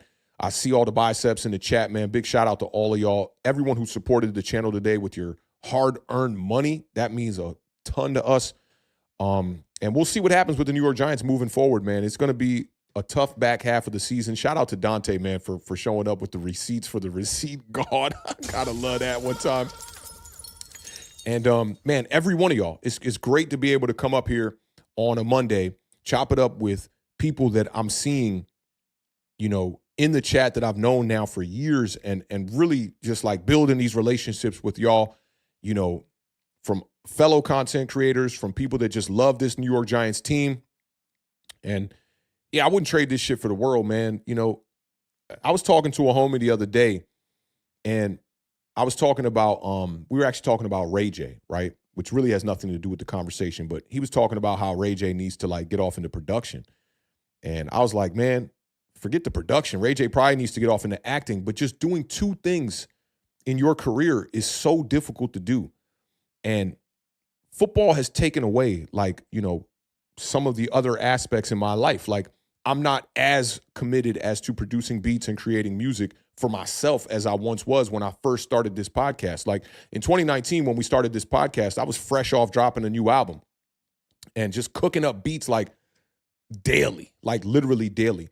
But I literally would not trade it for nothing. You can't overexhaust yourself, but I love what we have built over here on YouTube with the Authentic and the Beard community, and just the amount of information and knowledge that has been shared, like not only from us up here, but what I'm learning from my chat and what I'm learning from the NFL community. And it's made me that much better of a whatever it is we do over here on Authentic and the Beard, right? Because I don't even want to say like content creator or sports analyst or whatever. I'm not that. I know I'm not that. And I just try to, do what I know best, which is bring value to everything that I do.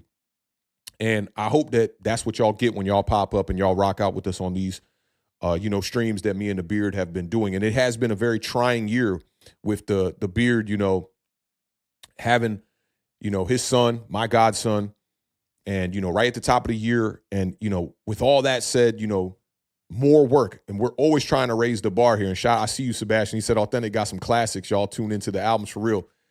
I can say that confidently. I got a couple of records out there, right? But yeah, man, it's been an amazing journey that now, supplements for a portion of my life financially with what we got going over there on Bleacher Report, and then all the support that you guys lend to us over here on the YouTube side of things. I know when, because the accounts for YouTube are linked to my accounts. And I know when I sent the Beard the last YouTube check, I know he was just like, God damn, like it was like one of the better checks we've had in a while, man. So that speaks volumes to the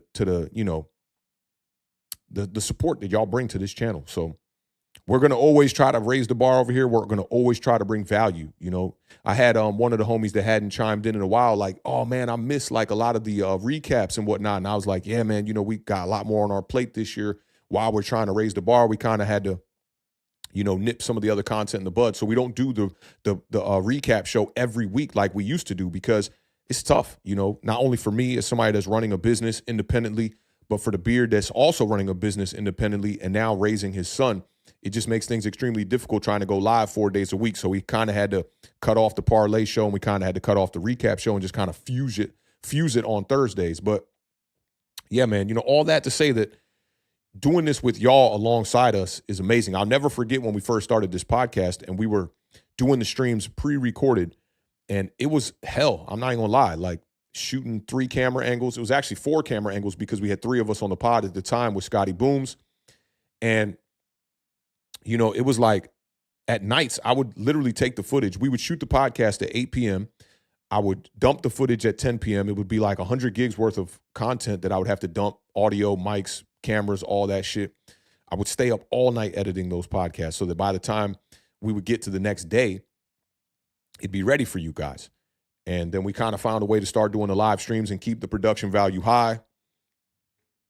It's been a journey, man. It's been a journey. And, when you look back on a journey, it's nothing like that. Like when you in the thick of the trenches, there are times where you want to give up and you be like, damn, man, even today, I was like, fuck. I told my girl, I was like, I don't even want to talk Giants football today after the way we just got dog walked. But every time I do it and the work is done, I feel that much better about it. So, and like my dog Dante says right here, man, them late nights are worth it, though. They really are. They really are. And I just thank y'all for being a part of this platform and just helping us out with that. So big kudos to y'all, man. Big kudos to y'all. And I did see, looks like a couple more super chats came in. Y'all crazy motherfuckers, man. B-Raw coming in hot with the $2 super chat. He said, authentic, the best Giants sports therapist in the biz. It's wild because as an audio engineer, there's a part of my job that is like I'm a therapist, right? Like I got this one client, shout out to my dog Chino. Every time he comes in, he books about 4 hours.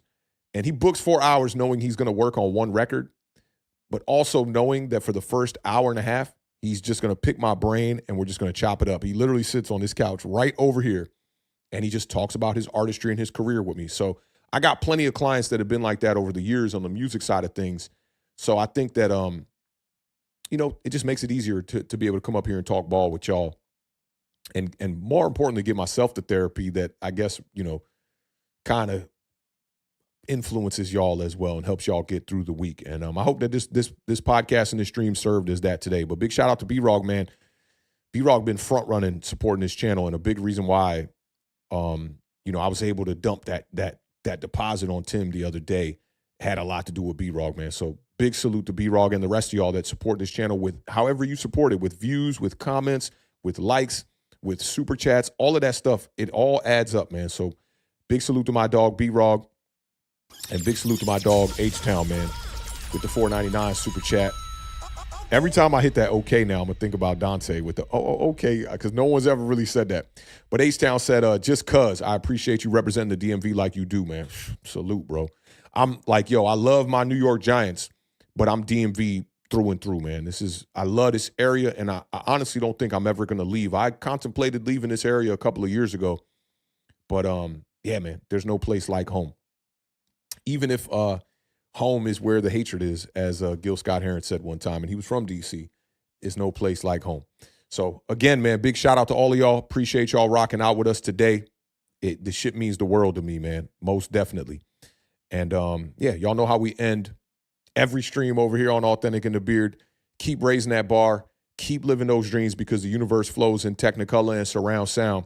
And a life without dreams is a life in black and white. Rest in peace to the podcast GOAT and New York legend, Combat Jack. And that is a wrap, y'all. Loved it. Great show. Never will mind coming up here and talking ball with you guys for 2 or more hours. I'll try to chime in before we get to Thursday stream when we do the preview, because I do think that there's more to talk about from this game, especially when I get a chance to sit with the All-22 today. So hopefully we can pull up and do another stream this week. We'll see. I've been thinking about giving y'all a piece of recorded content too. The cinematography's kind of been lacking on this channel the last couple of weeks. So maybe we'll try to knock something out, mid-season that you guys can enjoy, as far as eye candy goes, but also have some of those takes. But man, definitely appreciate you guys. You guys enjoy the rest of y'all Monday afternoon. and the rest of your week if I don't get to catch you until the end of the week. And y'all know what it is, man. Until that casket dips, go New York Giants, man. I'll catch y'all on the flip side. Y'all be easy. Peace.